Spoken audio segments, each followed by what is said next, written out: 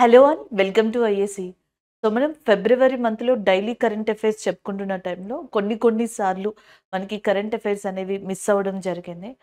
So, దాన్ని దృష్టిలో పెట్టుకొని ఈ ఫిబ్రవరి మంత్‌లో ఏవైతే మనకి current affairs most important exam point of వ్యూలో అది రైల్వేస్‌కి, ఎస్ఎస్‌సికి, బ్యాంకింగ్‌కి, గ్రూప్స్‌కి దేనికైనా కానివ్వండి. మోస్ట్‌లీ ఈ ఫీల్డ్స్‌కి సంబంధించిన ఏవైతే నోటిఫికేషన్స్ ఉన్నాయో, ఆ ఎగ్జామ్స్ ఉన్నాయో దానికి తగ్గట్టుగానే ఫిబ్రవరి మంత్‌లో మనకి ఏ కరెంట్ అఫైర్స్ యూజ్ అవుతాయన్న ఉద్దేశంతో ఈ మంత్లీ కరెంట్ అఫైర్స్ అనే ఒక వీడియోని మనం యూట్యూబ్‌లో అప్‌లోడ్ చేస్తున్నాం. సో, దీంట్లో మనం 100కి పైగా top 100 current affairs and above 100 ఉన్నాయి. అండ్ వీటిని కూడా మీకు కొంచెం ఈజీగా ఉండే విధంగా అంటే నార్మల్‌గా మీకు ఆల్రెడీ మంత్లీ కరెంట్ అఫైర్స్ మీరు ప్రిపేర్ అయ్యే ఉంటారు. అండ్ మనం డిస్కస్ చేసుకుంటూ పోతున్నప్పుడు చాలా మందికి ఎక్కడ నేషనల్ రాసుకోవాలి, ఇంటర్నేషనల్ రాసుకోవాలని ఒక చిన్న ఇబ్బంది ఉంటది. సో, అందుకే మనం ఏం చేశామంటే ఇవి ఒక్కొక్క వీడియో కింద మీకు అప్‌లోడ్ అవుతాయి. సో, ఫస్ట్ మీకు నేషనల్ కరెంట్ అఫైర్స్ కనిపిస్తాయి. సో, దాని తర్వాత నెక్స్ట్ వచ్చేటప్పటికి అవార్డ్స్ అనో, పర్సన్స్ ఇన్ న్యూస్ అనో అట్లా. సో, నెక్స్ట్ ఎక్సర్‌సైజెస్, ర్యాంక్స్‌కి సంబంధించి ఉంటాయి కదా! అవి. ఒబిచరీస్ ఎవరైతే ఉన్నారో మరణించిన వ్యక్తులు అలాంటివి, సైన్స్ అండ్ టెక్నాలజీ, స్పోర్ట్స్ ఇలాగా మనం ఈ వీడియోస్‌ని అప్‌లోడ్ చేస్తాం. సో, ఆల్మోస్ట్ మీరు ఒక 3-4 అవర్స్ ఈ వీడియోస్ ఓవరాల్‌గా స్పెండ్ చేయగలిగితే ఎన్ని వీడియోస్ అయితే అప్‌లోడ్ అవుతాయో, సో, ఫిబ్రవరి మంత్‌లో మీకంటూ ఒకసారి కరెంట్ అఫైర్స్ రివిజన్ అయ్యే ఛాన్సెస్ ఉంటాయి. రివిజన్ అవుతాయి ఈజీగా. సో, అదే నమ్మకంతో మేము ఈ వీడియోని లాంచ్ చేస్తున్నాము. ఫిబ్రవరి మంత్‌కి సంబంధించిన ఇంపార్టెంట్ మంత్లీ కరెంట్ అఫైర్స్. మీకిప్పుడు అప్‌లోడ్ అవుతుంది ఏదైతే మీకిప్పుడు వచ్చే వీడియో ఉంటదో, అది నేషనల్ కరెంట్ అఫైర్స్‌కి సంబంధించి ఉంటది. సో, నేషనల్ కరెంట్ అఫైర్స్ తర్వాత ఇంకొక సెగ్మెంట్. దాని తర్వాత ఇంకొకటి. చాలామంది స్టూడెంట్స్ ఏమని అడుగుతున్నారంటే కొంతమంది కరెంట్ అఫైర్స్ ఎలా చదవాలో అర్థం కావట్లేదు, కన్‌ఫ్యూజ్ అవుతున్నాం. మీరేం చేస్తారంటే ఒక్క మంత్ కరెంట్ అఫైర్స్ ఇట్లా national, international, sports, economy related ఇట్లా చదువుకున్నారు అనుకోండి. Obituaries related, persons in news. మీకు ఆ నేమ్స్ అలవాటైపోతే నెక్స్ట్ వచ్చేవి ఏవైతే ఉంటాయో next day current affairs March month, April అవి మీకు ఈజీ అయిపోతాయి. ఎందుకంటే most of the persons repeat అవుతా ఉంటారు. ప్లేసెస్ రిపీట్ అవుతా ఉంటాయి. సో, ఆ నేమ్స్ ఇండెక్సెస్‌కి సంబంధించినవి మీకు అలవాటు అవుతా ఉంటాయి. మార్చ్‌కొచ్చేటప్పటికి కొంచెం ఈజీ అవుతది. ఏప్రిల్‌కొచ్చేటప్పటికి మీకంటూ ఒక గ్రిప్ వస్తది. సో, అట్లా 4 మంత్స్ మీరు ఫుల్ ఫ్లెడ్జ్డ్‌గా ప్రిపేర్ అవ్వగలిగితే మీకు కరెంట్ అఫైర్స్ మీద మంచి సబ్జెక్ట్‌తో పాటుగా కాన్ఫిడెన్స్ కూడా వస్తది. సో, ఫస్ట్ ఇక్కడ నేషనల్ ఓరియెంటెడ్ కరెంట్ అఫైర్స్ ఫిబ్రవరి మంత్‌కి సంబంధించినవి చూద్దాం. సో, ఇక్కడ కరెంట్ అఫైర్ అనేది మళ్ళీ మనకి నేషనల్ ఓరియెంటెడ్‌గానే వస్తదని చెప్పొచ్చు. స్నో లెపర్డ్‌కి సంబంధించింది. సో, మనకి ఫిబ్రవరిలో మంచు చిరుత పులులకి సంబంధించిన అసెస్మెంట్ అనేది జరిగింది. స్నో లెపర్డ్‌కి సంబంధించిన కాలిక్యులేషన్, కౌంటింగ్ అనేది జరిగింది దానికి సంబంధించి. సో, ఇండియాలో టోటల్‌గా snow leopards as per official records ఎంతున్నాయంటే 718. భారతదేశంలో రీసెంట్‌గా వచ్చిన అధికారిక లెక్కల ప్రకారం మంచు చిరుత పులులు అనేవి 718 ఉన్నాయి. ఆ నంబర్ గుర్తుపెట్టుకోండి. నంబర్ అడిగే ఛాన్సెస్ ఎక్కువుంటాయన్నమాట. సో, మనకి ministry of environment, forest, climate and environment ministry ఏదైతే ఉందో, సో, దాని యొక్క ఆధ్వర్యంలో and wild life institute of India, అటవీ మరియు పర్యావరణ శాఖ ఏదైతే ఉంటుందో, ఈ 2 కలిసి సంయుక్తంగా దీన్ని మానిటర్ చేసుకొని status report of snow leopards in India అనే దాన్ని ఇస్తే, దాంట్లో ఇండియాలో 718 మంచు చిరుతపులులు ఉన్నట్టుగా మనకి ఇక్కడ జనరల్‌గా రికార్డ్ అనేది ఇవ్వడం జరిగింది. సో, దీనికి మినిస్టర్‌గా ఎవరున్నారు? మనకి భూపేంద్ర యాదవ్ గారు. అది చాలా ఇంపార్టెంట్ అండి. భూపేంద్ర యాదవ్ గారు ప్రెజెంట్ దీనికి సంబంధించిన మినిస్టర్‌గా కూడా ఉన్నారు. అండ్ ద నెక్స్ట్ వన్ మనకి యునెస్కో యొక్క ఐయూసీఎన్ అని చెప్పేసి ఉంటది. ఐయూసీఎన్ ఏం చేస్తదంటే రెడ్ డేటా బుక్ అనే దాన్ని ఇస్తది. మీకు ఆల్రెడీ మనం చాలా సార్లు కరెంట్ అఫైర్‌లో చెప్పుకున్నాం. ఐయూసీఎన్ యొక్క రెడ్ డేటా బుక్‌లో స్నో లెపర్డ్ అనేది వల్నరబుల్ పొజిషన్‌లో ఉంది. అంటే దయనీయమైన పొజిషన్‌లో ఉందన్నమాట. అడుగుతా ఉంటారు. ఎక్స్‌టింక్టా? వల్నరబుల్లా? ఎండేంజర్డా? ఇలాంటి క్వెషన్స్ అడుగుతా ఉంటారు. దయనీయమైన పొజిషన్‌లో ఉంది. ప్రాజెక్ట్ స్నో లెపర్డ్ అనేది 2009లో స్టార్ట్ చేశారనమాట వీటిని కాపాడుకోవడానికి. అండ్ ద నెక్స్ట్ వన్ వీళ్ళ యొక్క లెక్కల ప్రకారం చూసుకుంటే భారతదేశంలో అత్యధికంగా స్నో లెపర్డ్స్ ఎక్కడ ఎక్కువ ఉన్నాయంటే లడాఖ్‌లో ఉన్నాయి 477. నెక్స్ట్ ఉత్తరాఖండ్‌లో ఉన్నాయి 124, హిమాచల్ ప్రదేశ్‌లో 51, అరుణాచల్ ప్రదేశ్ 36, సిక్కిం 21, జమ్మూ కాశ్మీర్‌లో 9 ఉన్నాయి. సో, మిమ్మల్ని జిగ్జాలో ఇచ్చేసేసి ఈ స్టేట్స్‌ని అసెండింగ్ ఆర్డర్‌లో గాని, డిసెండింగ్ ఆర్డర్‌లో గాని అరేంజ్ చేయమంటారు. లడాఖ్‌లో ఎక్కువున్నాయి. దాని తర్వాత నెక్స్ట్ ఉత్తరాఖండ్‌లో ఎక్కువున్నాయి. దాని తర్వాత నెక్స్ట్ హిమాచల్ ప్రదేశ్‌లో ఎక్కువున్నాయి. మళ్ళీ Arunachal Pradesh, Sikkim. Next one Jammu Kashmir. So ఈ ప్లేసెస్‌లో మనకి అత్యధికంగా మంచు చిరుతపులులు అనేవి కనిపిస్తాయి. అందులోని ఈ లడాక్ ఉంది చూసారా? లడాక్‌కి, హిమాచల్ ప్రదేశ్‌కి, జమ్మూ కాశ్మీర్‌కి ఈ 2 యూనియన్ టెరిటరీస్‌కి, ఈ స్టేట్‌కి కూడా యానిమల్ ఏది అంటే సింబల్ మనకి స్నో లెపర్డ్, మంచు చిరుతపులిగానే చెప్పొచ్చు. అది ఈ కరెంట్ అఫైర్ మనకి ఫిబ్రవరిలో వచ్చింది. దాంతో పాటు మనం రివిజన్ ఏం చేసుకోవచ్చు? ప్రాజెక్ట్ టైగర్ అనేది 1973లో వచ్చింది. 2023కి 50 ఇయర్స్ కంప్లీట్ చేసుకుంది. ప్రాజెక్ట్ ఎలిఫెంట్ అనేది 1992లో రావడం జరిగింది. ఇండియాలో రాయల్ వైట్ బెంగాల్ టైగర్స్కి పెట్టింది పేరుగా సుందర్ బన్స్ అనే ఏరియా అని చెప్పొచ్చు. Sundarbans is located in West Bengal area. Asiatic lions, ఆసియా సింహాలకి పెట్టింది పేరు Gir area which is located in Gujarat అనమాట. ఏషియాటిక్ లయన్స్కి గుజరాత్, రాయల్ వైట్ బెంగాల్ టైగర్స్కి ఏమో సుందర్ బన్స్. అలా కాకుండా స్నో లెపర్డ్స్, మంచు చిరుత పులులకి లడాక్, ఉత్తరాఖండ్, హిమాచల్ ప్రదేశ్, అరుణాచల్ ప్రదేశ్, సిక్కిం, జమ్మూ కాశ్మీర్. టోటల్గా ఇండియాలో మనకి 718 మంచు చిరుత పులులు ఉన్నాయి. ఇది ఒక అప్డేట్, ఫిబ్రవరిలో వచ్చిన కరెంట్ అఫైర్. ఇది నేషనల్ ఓరియంటెడ్గా మీరు చూసుకోవచ్చు. సో నెక్స్ట్ ఇక్కడ మనకి ఇది నేషనల్ వైడ్ రావచ్చు, ఫెస్టివల్గా కూడా చూడొచ్చు. కొన్ని చోట్ల ఫెస్టివల్స్, ఇనాగ్రేషన్స్ జరుగుతాయి కదా, అలాంటి. సో మనకి ఏ స్టేట్లో సూరజ్ కుంద్ ఫెస్టివల్ అనేది జరిగింది అంటే హర్యానా.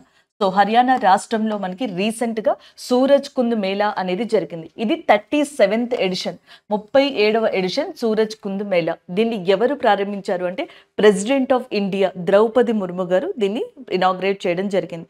ఎవ్రీ ఇయర్ కూడా సూరజ్ కుంద్ మేళా హర్యానాలో ఏదైతే జరుగుతుందో ఫరీదాబాద్ అనే ఏరియాలో జరుగుతుంది.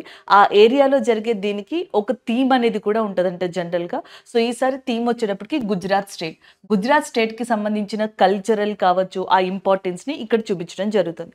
హర్యానా యొక్క చీఫ్ మినిస్టర్గా మనకి మనోహర్ లాల్ ఖట్టార్ గారు ఉన్నారు. Manohar Lal Khattar is a present chief minister of హర్యానాగా చెప్పొచ్చు. గవర్నర్గా బండారు దత్తాత్రేయ గారు ఉన్నారు. Bandaru Dattatreya is a governor of Haryana and chief minister Manohar Lal. గుజరాత్కి సంబంధించి ఆచార్య దేవవ్రత్ వచ్చేటప్పటికి గవర్నర్గా ఉన్నారు. అండ్ భూపేంద్ర పటేల్ గారు ఎవరైతే ఉన్నారో ఆయన చీఫ్ మినిస్టర్గా ఉన్నారు. అండ్ గుజరాత్ యొక్క గార్బా అనే డాన్స్ ఏదైతే ఉందో, సో ఈ గార్బా డాన్స్ అనేది రీసెంట్గా మనకి ఏమంటారు, యునెస్కో యొక్క ఇంటాంజబుల్ కల్చరల్ లిస్ట్లో కూడా స్థానాన్ని సంపాదించుకుంది. అది ఒక ఇంపార్టెంట్ పాయింట్గా చెప్పొచ్చు. Suraj Kund Mela which is recently celebrated in Haryana, 37th edition. Gujarat ఈసారి థీమ్గా పెట్టుకున్నారు వాళ్ళు. ప్రెసిడెంట్ ఆఫ్ ఇండియా ఇనాగ్రేట్ చేశారు. సో నెక్స్ట్ కరెంట్ అఫైర్ కూడా ఒక ప్రోగ్రామ్ ఇనిషియేషన్కి సంబంధించింది. హెల్త్ రిలేటెడ్గా మీరు ఇది చూసుకోవచ్చు అనమాట. ఇక్కడ చూడండి, Sarvadhava Sevan mass drug administration అనే programme. Sarvadhava Sevan mass drug administration, దీన్ని ఎవరు లాంచ్ చేశారు? Ministry of health and family welfare. Ministry of health and family welfare. దీనికి మినిస్టర్గా ఉన్నది ఎవరు? Mansukh Mandaviya is a present health మినిస్టర్గా చెప్పొచ్చు, లేదా ministry of health and family welfare, ఆరోగ్య మంత్రిత్వ శాఖకి మంత్రిగా ఉన్న మనకి ఎవరైతే మన్సుఖ్ మాండవ్య గారు ఉన్నారో రీసెంట్గా సర్వధావ సేవన్ మాస్ డ్రగ్ అడ్మినిస్ట్రేషన్ అనే ఒక ప్రోగ్రామ్ని లాంచ్ చేశారు.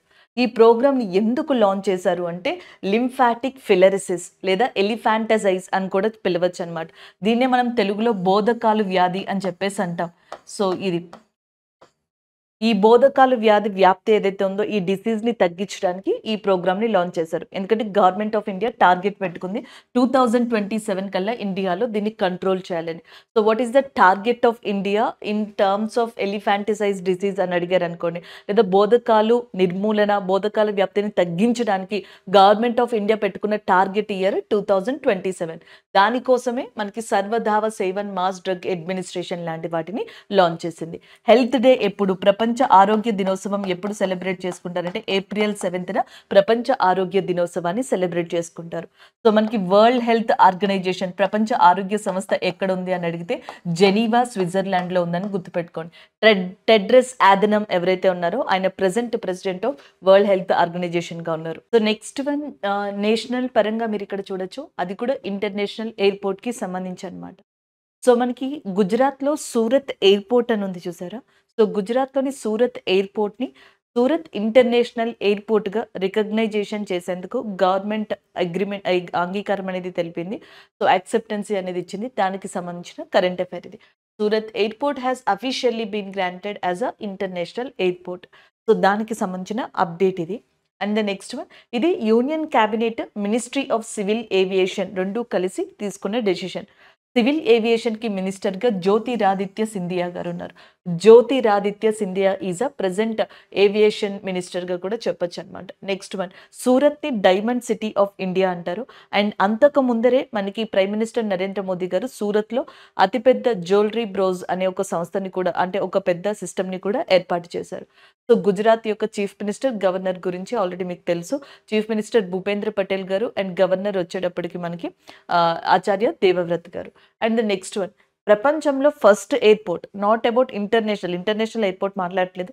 ప్రపంచంలో ఫస్ట్ ఎయిర్పోర్ట్ విల్బర్ట్ రైట్ అనే పర్సన్ మనకి ఎస్టాబ్లిష్ చేశారంట 1909లో. కాలేజ్ పార్క్ ఎయిర్పోర్ట్గా దాన్ని చెప్తున్నారనమాట. సో నెక్స్ట్ వచ్చేటప్పటికి జూహు ఏరోడ్రోమ్ అనేది ఇండియాకి సంబంధించిన ఫస్ట్ ఎయిర్పోర్ట్. మన ఇండియాలో first airport Juhu aerodrome Maharashtra Mumbai కేంద్రంగా ఏర్పడింది. సో ఇది వచ్చేటప్పటికి పార్క్ ఎయిర్పోర్ట్ 1909లో ఏర్పడింది. మళ్ళీ ఇంటర్నేషనల్ ఎయిర్పోర్ట్ వేరే ప్లేస్ అండి, అది యూకేలో ఏర్పడినట్టుగా చెప్తున్నారు. బట్ ప్రపంచంలో ఏర్పడిన ఫస్ట్, ఇండియాలో ఏర్పడిన ఫస్ట్ ఎయిర్పోర్ట్స్గా వీటిని చెప్పొచ్చు అనమాట. సో అట్లా ఎయిర్పోర్ట్స్ గురించి కూడా ఒకసారి చూసుకోండి. నేమ్స్ చేంజ్ అయినాయి, కొన్ని ఎయిర్పోర్ట్స్ యొక్క నేమ్స్ చేంజ్ చేశారు. ఎయిర్పోర్ట్స్ ఎక్కడెక్కడ ఉంటాయి అనేది కూడా ఇంపార్టెంట్. ఇందిరాగాంధీ ఇంటర్నేషనల్ ఎయిర్పోర్ట్ ఎక్కడుంది, రాజీవ్ గాంధీ ఇంటర్నేషనల్ ఎయిర్పోర్ట్ హైదరాబాద్కి సంబంధించి లేదా తెలంగాణకి సంబంధించి రాజీవ్ గాంధీ ఇంటర్నేషనల్ ఎయిర్పోర్ట్. ఇందిరాగాంధీ వచ్చేటప్పటికి ఢిల్లీకి సంబంధించి చెప్పొచ్చు. సో ఇలాంటివి అనమాట. ఒకసారి అవన్నీ కూడా చూసుకోండి. చండీగఢ్ ఎయిర్పోర్ట్ ఏదైతే ఉందో దాని నేమ్ని మనకి భగత్ సింగ్ ఎయిర్పోర్ట్ కింద చేంజ్ చేశారు. ఇలాంటివి ఇంపార్టెంట్ అండి. సో నెక్స్ట్ టాపిక్ వచ్చేటప్పటికి ఇది కూడా కొంచెం నేషనల్ ఓరియంటెడ్గా చూడొచ్చు. అస్సాంలో గౌహతి అనే ప్రాంతంలో మనకి చాలా పాపులర్ టెంపుల్ ఉంది. దాని పేరు కామాఖ్య టెంపుల్ అనమాట. సో కామాఖ్య టెంపుల్కి సంబంధించి చుట్టుపక్కల ప్రాంతాలు ఏవైతే ఉంటాయో టెంపుల్ పక్కన ఏవైతే మనకి ఆనుకుని ఉంటాయో వాటిని తిరిగి మనకి పునరుద్ధరించడానికి అని చెప్పేసి డెవలప్ చేయడానికి కామాఖ్య దివ్యలోక పరియోజన ప్రాజెక్ట్ అనే దాన్ని చేపట్టారు. సో దాంట్లో భాగంగా కామాఖ్య కారిడార్ ఏదైతే ఉంటుందో దాన్ని ప్రైమ్ మినిస్టర్ నరేంద్ర మోదీ గారు ఇటీవల ప్రారంభించారు. కామాఖ్య కారిడార్ని ఎవరు ప్రారంభించారు అంటే ప్రైమ్ మినిస్టర్ నరేంద్ర మోదీ గారు. ఏ స్టేట్లో అది ఉంది అంటే అస్సాంలో ఎక్కడ అంటే గౌహతిలో. కామాఖ్య దివ్యాలోక పరియోజన ప్రాజెక్ట్ దాదాపుగా 498 కోట్ల రూపాయలతో ఈ ప్రాజెక్ట్ అనేది కొనసాగుతుంది. దాంట్లో భాగంగా దీన్ని మనకి ప్రైమ్ మినిస్టర్ నరేంద్ర మోదీ గారు ఇనాగ్రేట్ చేశారు. అంతేకాకుండా అస్సాం యొక్క చీఫ్ మినిస్టర్ వచ్చేటప్పటికి హిమాంత్ బిశ్వ శర్మ. సో ప్రజెంట్ మనకి అస్సాం యొక్క చీఫ్ మినిస్టర్గా హిమాంత్ బిశ్వ శర్మ గారు ఉన్నారు. అది ఒకటి. అస్సాం యొక్క గవర్నర్గా గులాబ్ చంద్ కటారియా గారు ఉన్నారు. గులాబ్ చంద్ కటారియా గారు ప్రజెంట్ మనకి అస్సాం యొక్క గవర్నర్. అస్సాం యొక్క ఫార్మర్ చీఫ్ మినిస్టర్ వచ్చేటప్పటికి మనకి ఎవరైతే ఇప్పుడు మినిస్ట్రీ ఆఫ్ ఆయుష్కి కూడా మినిస్టర్గా ఉన్నారో సర్బానంద్ సోనోవాలా గారుగా చెప్తాం. సర్బానంద్ సోనోవాలా గారు ఆయుష్ మంత్రిగా ఉన్నారు. అండ్ మినిస్ట్రీ ఆఫ్ షిప్పింగ్కి సంబంధించి కూడా ఈయన మినిస్టర్గా ఉన్నారు. ఈయన ఒకప్పుడు అస్సాం యొక్క chief minister, former chief minister. అస్సాంకి ప్రజెంట్ ముఖ్యమంత్రిగా ఉన్నది హిమాంత్ బిశ్వ శర్మ. సో హిమాంత్ బిశ్వ శర్మ గారు సర్బానంద గారు కలిసి అస్సాంలో మనకి ఫస్ట్ యోగా అండ్ న్యాచురోపతికి సంబంధించిన ఒక సెంటర్ని ఏర్పాటు చేశారు. నార్త్ ఈస్ట్ ఇండియాలో ఈశాన్య రాష్ట్రాల్లో మొత్తంలోనే ఫస్ట్ యోగా అండ్ న్యాచురోపతికి సంబంధించిన సెంటర్ని ఏర్పాటు చేశారు అస్సాంలో. దాన్ని ఎవరు ఇనాగ్రేట్ చేశారంటే సర్బానంద్ సోనోవాలా గారు, హిమాంత్ బిశ్వ శర్మ గారు. అదే అస్సాంలోని గౌహతి ప్రాంతంలో ఉన్న కామాఖ్య కారిడార్ని ప్రైమ్ మినిస్టర్ నరేంద్ర మోదీ గారు ప్రారంభించారు. ఈ అస్సాం బిహు అనే ఒక ఫెస్టివల్కి చాలా ఫేమస్ అండి, బిహు అనే పండుగ. సో ఇది 3 టైప్స్లో జరుపుకుంటారని మనకి కరెంట్ అఫైర్స్లో చాలాసార్లు మనం డిస్కస్ చేసుకున్నాం. మాఘ బిహు, కాతి బిహు, ఇలాంటివన్నీ కూడా భోగ బిహు. సో దీంట్లో మాఘ బిహు ఏదైతే ఉందో దాని గురించి రీసెంట్ కరెంట్ అఫైర్స్లో మనం డిస్కస్ చేసాం. మాఘ బిహు టైంలో బుల్బుల్ ఫైట్ అనేది ఒకటి జరుగుతుందని, సో దీన్ని ఆపేయమని, ఎందుకంటే ఇందులో కూడా మనకి పక్షుల్ని యూజ్ చేస్తారు కాబట్టి అది హింసించడం నేరము అన్నట్టుగా ఒక ఇష్యూ అనేది రైజ్ అయింది. సో బుల్బుల్ ఫైట్ మాఘ బిహుకి సంబంధించింది. మాఘ బిహు పండుగ అస్సాంకి సంబంధించిందిగా గుర్తుపెట్టుకోవచ్చు. అలాగే అస్సాంలో చాలా ఇంపార్టెంట్ నేషనల్ పార్క్గా కజిరంగా నేషనల్ పార్క్ అనే దాన్ని చెప్పొచ్చు. So which is located in Assam area. So next one మనకి తమిళ స్టార్ ఎవరైతే విజయ్ గారు ఉన్నారో ఆయన ఒక పార్టీని అనౌన్స్ చేశారు. సో ఆ పార్టీ పేరు వచ్చేటప్పటికి తమిళగ వెట్రి కజకం, టీవీకే. తమిళగ వెట్రి కజికం అనే పార్టీని స్థాపించారు విజయ్ గారు. సో దీని యొక్క హెడ్ క్వార్టర్స్ వచ్చేటప్పటికి చెన్నైలో ఉంటుంది. దీని slogan all are equal by birth, all are equal in birth అనే విధంగా ఒక స్లోగన్ వచ్చేలాగా మనకి ఈ పార్టీని స్థాపించారు ఆయన. అలాగే నెక్స్ట్ అండ్ ఈవెన్ ఇది వరకు కూడా గతంలో మనకి చాలా మంది ఎవరైతే ఫిల్మ్ ఇండస్ట్రీకి సంబంధించిన వాళ్ళు ఉన్నారో తమిళనాడులో, సో వాళ్ళు కూడా పొలిటికల్ పార్టీస్‌తో ఎక్కువ ఇంటర్ఫియర్ అయ్యి ఉన్నారు. ఒకటి కమల్ హాసన్ గారు. కమల్ హాసన్ గారు కూడా పొలిటికల్ పార్టీని ఎస్టాబ్లిష్ చేశారు. దాని పేరు మక్కల్ నిధి మయం. సో మక్కల్ నిధి మయం అనేది మనకి ఎవరైతే కమల్ హాసన్ గారు ఉన్నారో ఆయన ఎస్టాబ్లిష్ చేసిన పార్టీ పేరు ఎంఎన్ఎం.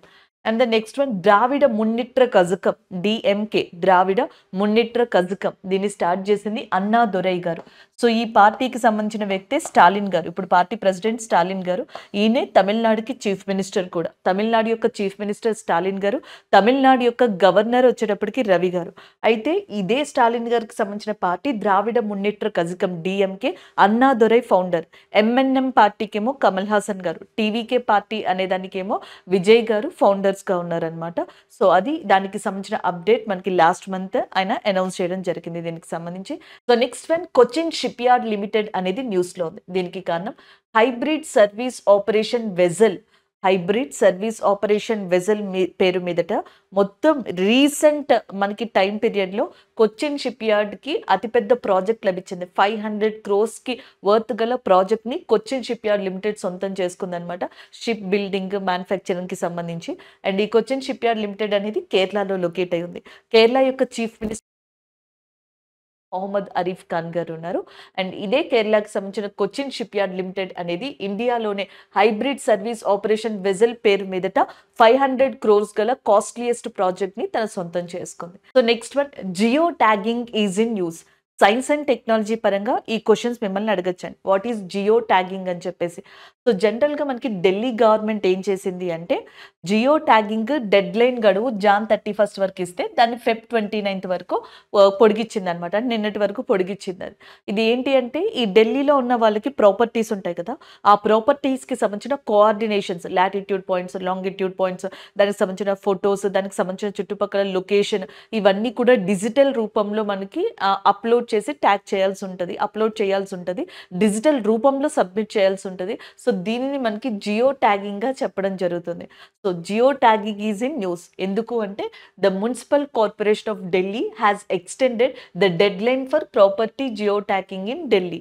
సో మేబీ క్వశ్చన్ అడిగే ఛాన్స్ ఉంది కదండి. ఇది ఏంటి అనేది మనం తెలుసుకోకపోతే రీసెంట్గా చాలా వరకు ఇబ్బందులు పడుతూ ఉంటాం. కాబట్టి ఇది ఒకసారి చూసుకోండి దేనికి సంబంధించింది అనేది.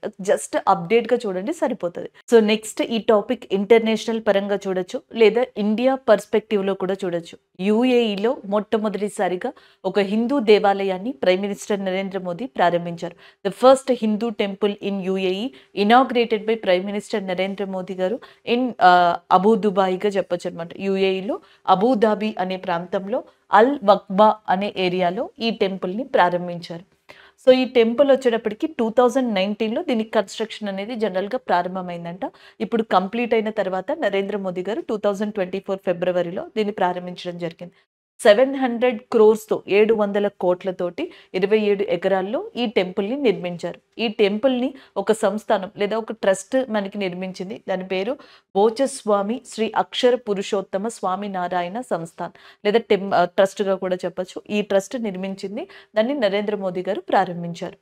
అలాగే యూఏఈ యొక్క క్రౌన్ కింగ్గా మనకి మొహమ్మద్ బిన్ జయాద్ అల్ నహయాన్ అనే పర్సన్ ఉన్నారు. అండ్ మనకి ఇండియాలో చాలా చోట్ల ఇట్లాంటి ఇనాగ్రేషన్స్ కూడా జరిగాయి. మనం అస్సాం గురించి ఇదే కరెంట్ అఫైర్స్లో చెప్పుకున్నాం. అస్సాంలో కామాఖ్య టెంపుల్కి సంబంధించి కారిడార్ని ప్రైమ్ మినిస్టర్ నరేంద్ర మోదీ గారు ప్రారంభించారు. అది ఒకటి. And next Ayodhya Ram temple కూడా మనకి రీసెంట్గానే ప్రారంభమైంది. ఆ రామ్ మందిర్ డిజైన్ని చంద్రకాంత్ సోంపురా అనే పర్సన్, చంద్రకాంత్ సోమపుర డిజైన్ చేశారు. మొత్తం అంతా కూడా లోపలున్న రాముడి విగ్రహం మీద చాలా వరకు చర్చ జరిగింది. దాన్ని నిర్మించింది కర్ణాటకకి సంబంధించిన అరుణ్ యోగిరాజ్ గారు. ఈ కరెంట్ అఫైర్ని కూడా మనం డిస్కస్ చేసుకున్నాం అరుణ్ యోగిరాజ్ గారి గురించి సంబంధించి. భీమల్ పటేల్ గారేమో పార్లమెంట్కి సంబంధించి, అరుణ్ యోగిరాజ్ గారేమో రామా స్టాట్యూకి సంబంధించి, రామ్ మందిర్ ఏమో చంద్రకాంత సోమపుర గారు. ఇవి గుర్తుపెట్టుకోవాలి. అంతేకాకుండా ఒడిస్సాలో పూరి జగన్నాథ స్వామికి సంబంధించిన ఒక కారిడార్ ప్రాజెక్ట్ అనేది కూడా ప్రారంభమైంది. సో అది కూడా న్యూస్లో ఉందన్నమాట. అలాగే మధ్యప్రదేశ్కి సంబంధించిన మహాకాల్ భోజ్ ఏదైతే ఉజ్జయినికి సంబంధించిందో సో అది కూడా మనకి న్యూస్లోకి రావడం జరిగింది. ఇలా డిఫరెంట్గా టెంపుల్స్కి సంబంధించిన న్యూస్ అనేది జాన్ ఫెబ్లో మనకి ఎక్కువగా వార్తల్లో కనిపించింది. కాకపోతే మనం ఇప్పుడు డిస్కస్ చేసుకున్నవన్నీ ఇండియాలో జరిగాయి. యూఏఈది ఏదైతే ఉందో అది ఇంటర్నేషనల్‌గా చెప్పొచ్చు. యూఏఈకి, ఇండియాకి సంబంధించిన ఎక్సర్సైజ్ ఒకటుంది. జాయేద్ తల్వార్ అని చెప్పేసి యూఏఈకి, ఇండియాకి సంబంధించిన నేవీ ఎక్సర్సైజ్‌గా జాయేద్ తల్వార్ లాంటి యుద్ధ విన్యాసాలని కూడా చెప్పొచ్చనమాట. So, this is all about this current affair అండి. ఫస్ట్ హిందూ టెంపుల్ రీసెంట్‌గా ఎక్కడ ప్రారంభమైంది? యూఏఈలో ప్రారంభమైంది, అబుదాబిలో. ఇదే యూఏఈలో మనకి రీసెంట్‌గా 2023 డిసెంబర్ మంత్‌లో COP28 సమిట్ అనేది కూడా జరిగింది. COP29 సమిట్ అనేది ఎక్కడ జరగబోతుంది అంటే అజర్బైజాన్ అనే కంట్రీ ఏదైతే ఉందో అజర్బైజాన్‌లో జరగబోతుంది. అజర్బైజాన్ యొక్క క్యాపిటల్ ఏది అని అడిగితే బాకుగా గుర్తుపెట్టుకోండి. This is all about this current affair. So, next one, Vedic clock అనేది రీసెంట్‌గా ప్రైమ్ మినిస్టర్ నరేంద్ర మోదీ గారు ప్రారంభించారు. So, recently prime minister Narendra Modi inaugurated Vedic clock in Ujjain area in Madhya Pradesh. మధ్యప్రదేశ్‌లోని ఉజ్జయిన్ ఏరియా దగ్గర దీన్ని ప్రారంభించడం జరిగింది. అదే ఇక్కడ కరెంట్ అఫైర్. ఒకప్పుడు ప్రపంచంలో first calculation centre of the world కింద మనకి మధ్యప్రదేశ్‌లో ఉజ్జయిని ప్రాంతం ఉండేదంట. రాను రాను దాని ఇంపార్టెన్స్ తగ్గిపోతా వస్తుంది. దాన్ని చెప్పడం కోసం అని చెప్పేసి world's first Vikramaditya Vedic clock కింద ఉజ్జయిన్‌లో దీన్ని ఏర్పాటు చేయడం జరిగింది. యాక్చువల్‌గా మనకి మధ్యప్రదేశ్‌లో విక్రమోత్సవ్ అనేది జరుగుతుంది. 9 డేస్ అన్నమాట. దీంట్లో భాగంగానే ఈ వేదిక్ క్లాక్ అనే దాన్ని కూడా ఇనాగ్రేట్ చేశారు.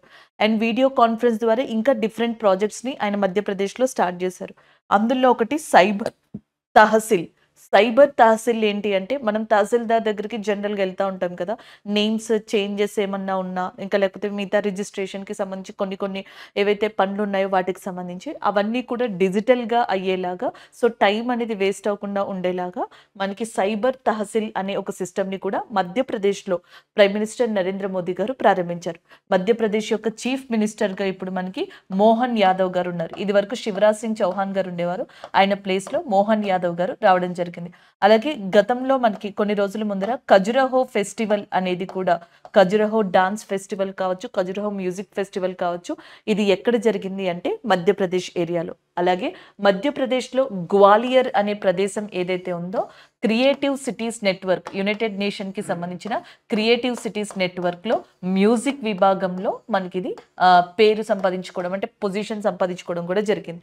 క్రియేటివ్ సిటీస్ నెట్వర్క్‌లో మనకి రీసెంట్‌గా 2 సిటీస్ తీసుకున్నారు. కేరళకి సంబంధించిన కుజికోడ్ అనేది ఒకటి, మధ్యప్రదేశ్‌కి సంబంధించిన గ్వాలియర్. సో, కుజికోడ్ లిటరసీ సంబంధించి తీసుకున్నారు, లిటరేచర్‌కి సంబంధించి తీసుకున్నారు. అండ్ గ్వాలియర్ వచ్చేటప్పటికి మ్యూజిక్ విభాగంలో దాన్ని తీసుకోవడం జరిగిందనమాట క్రియేటివ్ సిటీస్ నెట్వర్క్‌లో. ఆ గ్వాలియర్ కూడా మధ్యప్రదేశ్‌కి సంబంధించిందే. సో, ఇది మధ్యప్రదేశ్‌కి సంబంధించిన వన్ ఆఫ్ ద ఇంపార్టెంట్ ఇన్ఫర్మేషన్‌గా చెప్పొచ్చు. సో, వేదిక్ క్లాక్ అనేది రీసెంట్‌గా ఉజ్జయిన్‌లో స్టార్ట్ చేశారు. అంతేకాకుండా ఇంకొకటండి, ఈ మధ్యన టైగర్ పాపులేషన్, లేకపోతే స్నో లెపర్డ్ పాపులేషన్ కౌంటింగ్ అనేది జరుగుతా ఉంది. భారతదేశంలో అత్యధికమైన పులుల సంఖ్య కలిగిన రాష్ట్రం కూడా మధ్యప్రదేశే.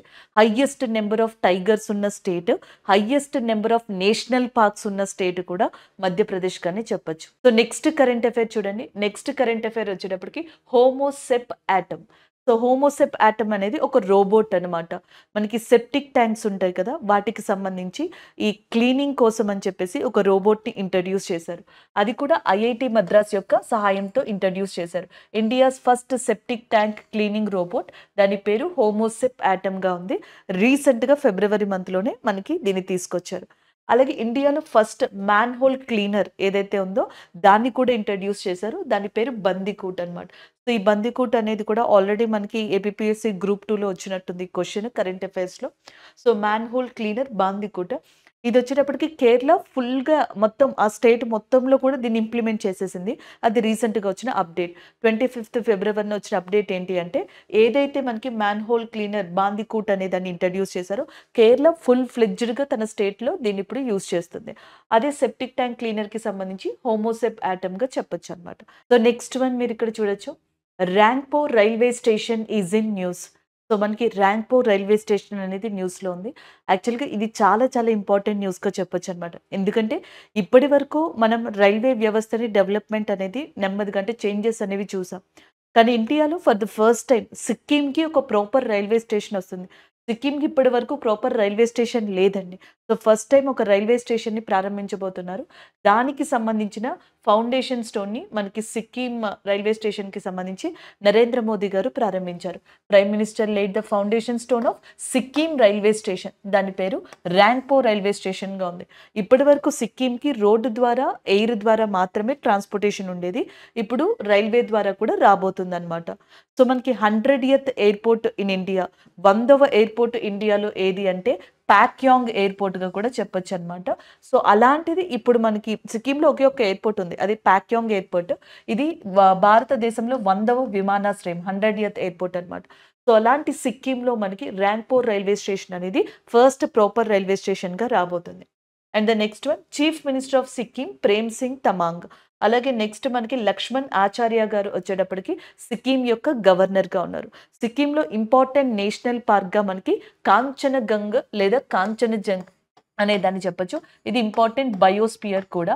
అయితే గత కొన్ని రోజుల్లో మనకి సిక్కిం అనేది న్యూస్‌లో ఉంది. దానికి కారణం సిక్కింలో ఉండే తీస్తా రివర్ వల్ల ఫ్లడ్స్ అనేవి రావడం జరిగింది. తీస్తా దాని రిలేటెడ్ రివర్స్ వల్ల సిక్కింలో రీసెంట్‌గా ఫ్లడ్స్ వరదలు కూడా వచ్చాయన్నమాట.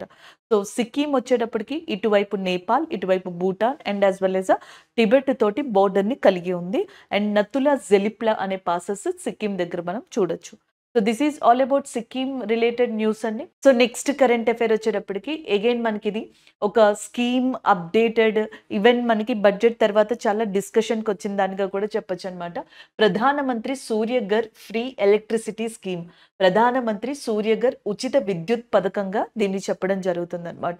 సో ఇది వచ్చేటప్పటికి ఏంటి అంటే ఈ పథకం ద్వారా దాదాపుగా 1,00,00,000 మంది వరకు, 1,00,00,000 ఇళ్ల వరకు ఇండియాలో 300 యూనిట్స్ ఫ్రీ ఎలక్ట్రిసిటీని ఇవ్వాలని, అలాగే సోలార్ ప్యానెల్స్‌కి సంబంధించి సబ్సిడీని ఇవ్వాలి అని. సో ఇలాంటి దాంతో ఒక అప్డేట్ అనేది సూర్యఘర్ ఫ్రీ ఎలక్ట్రిసిటీ స్కీమ్‌గా రావడం జరిగింది. సో అది ఇంపార్టెంట్‌గా చెప్పొచ్చు అనమాట ఇక్కడ.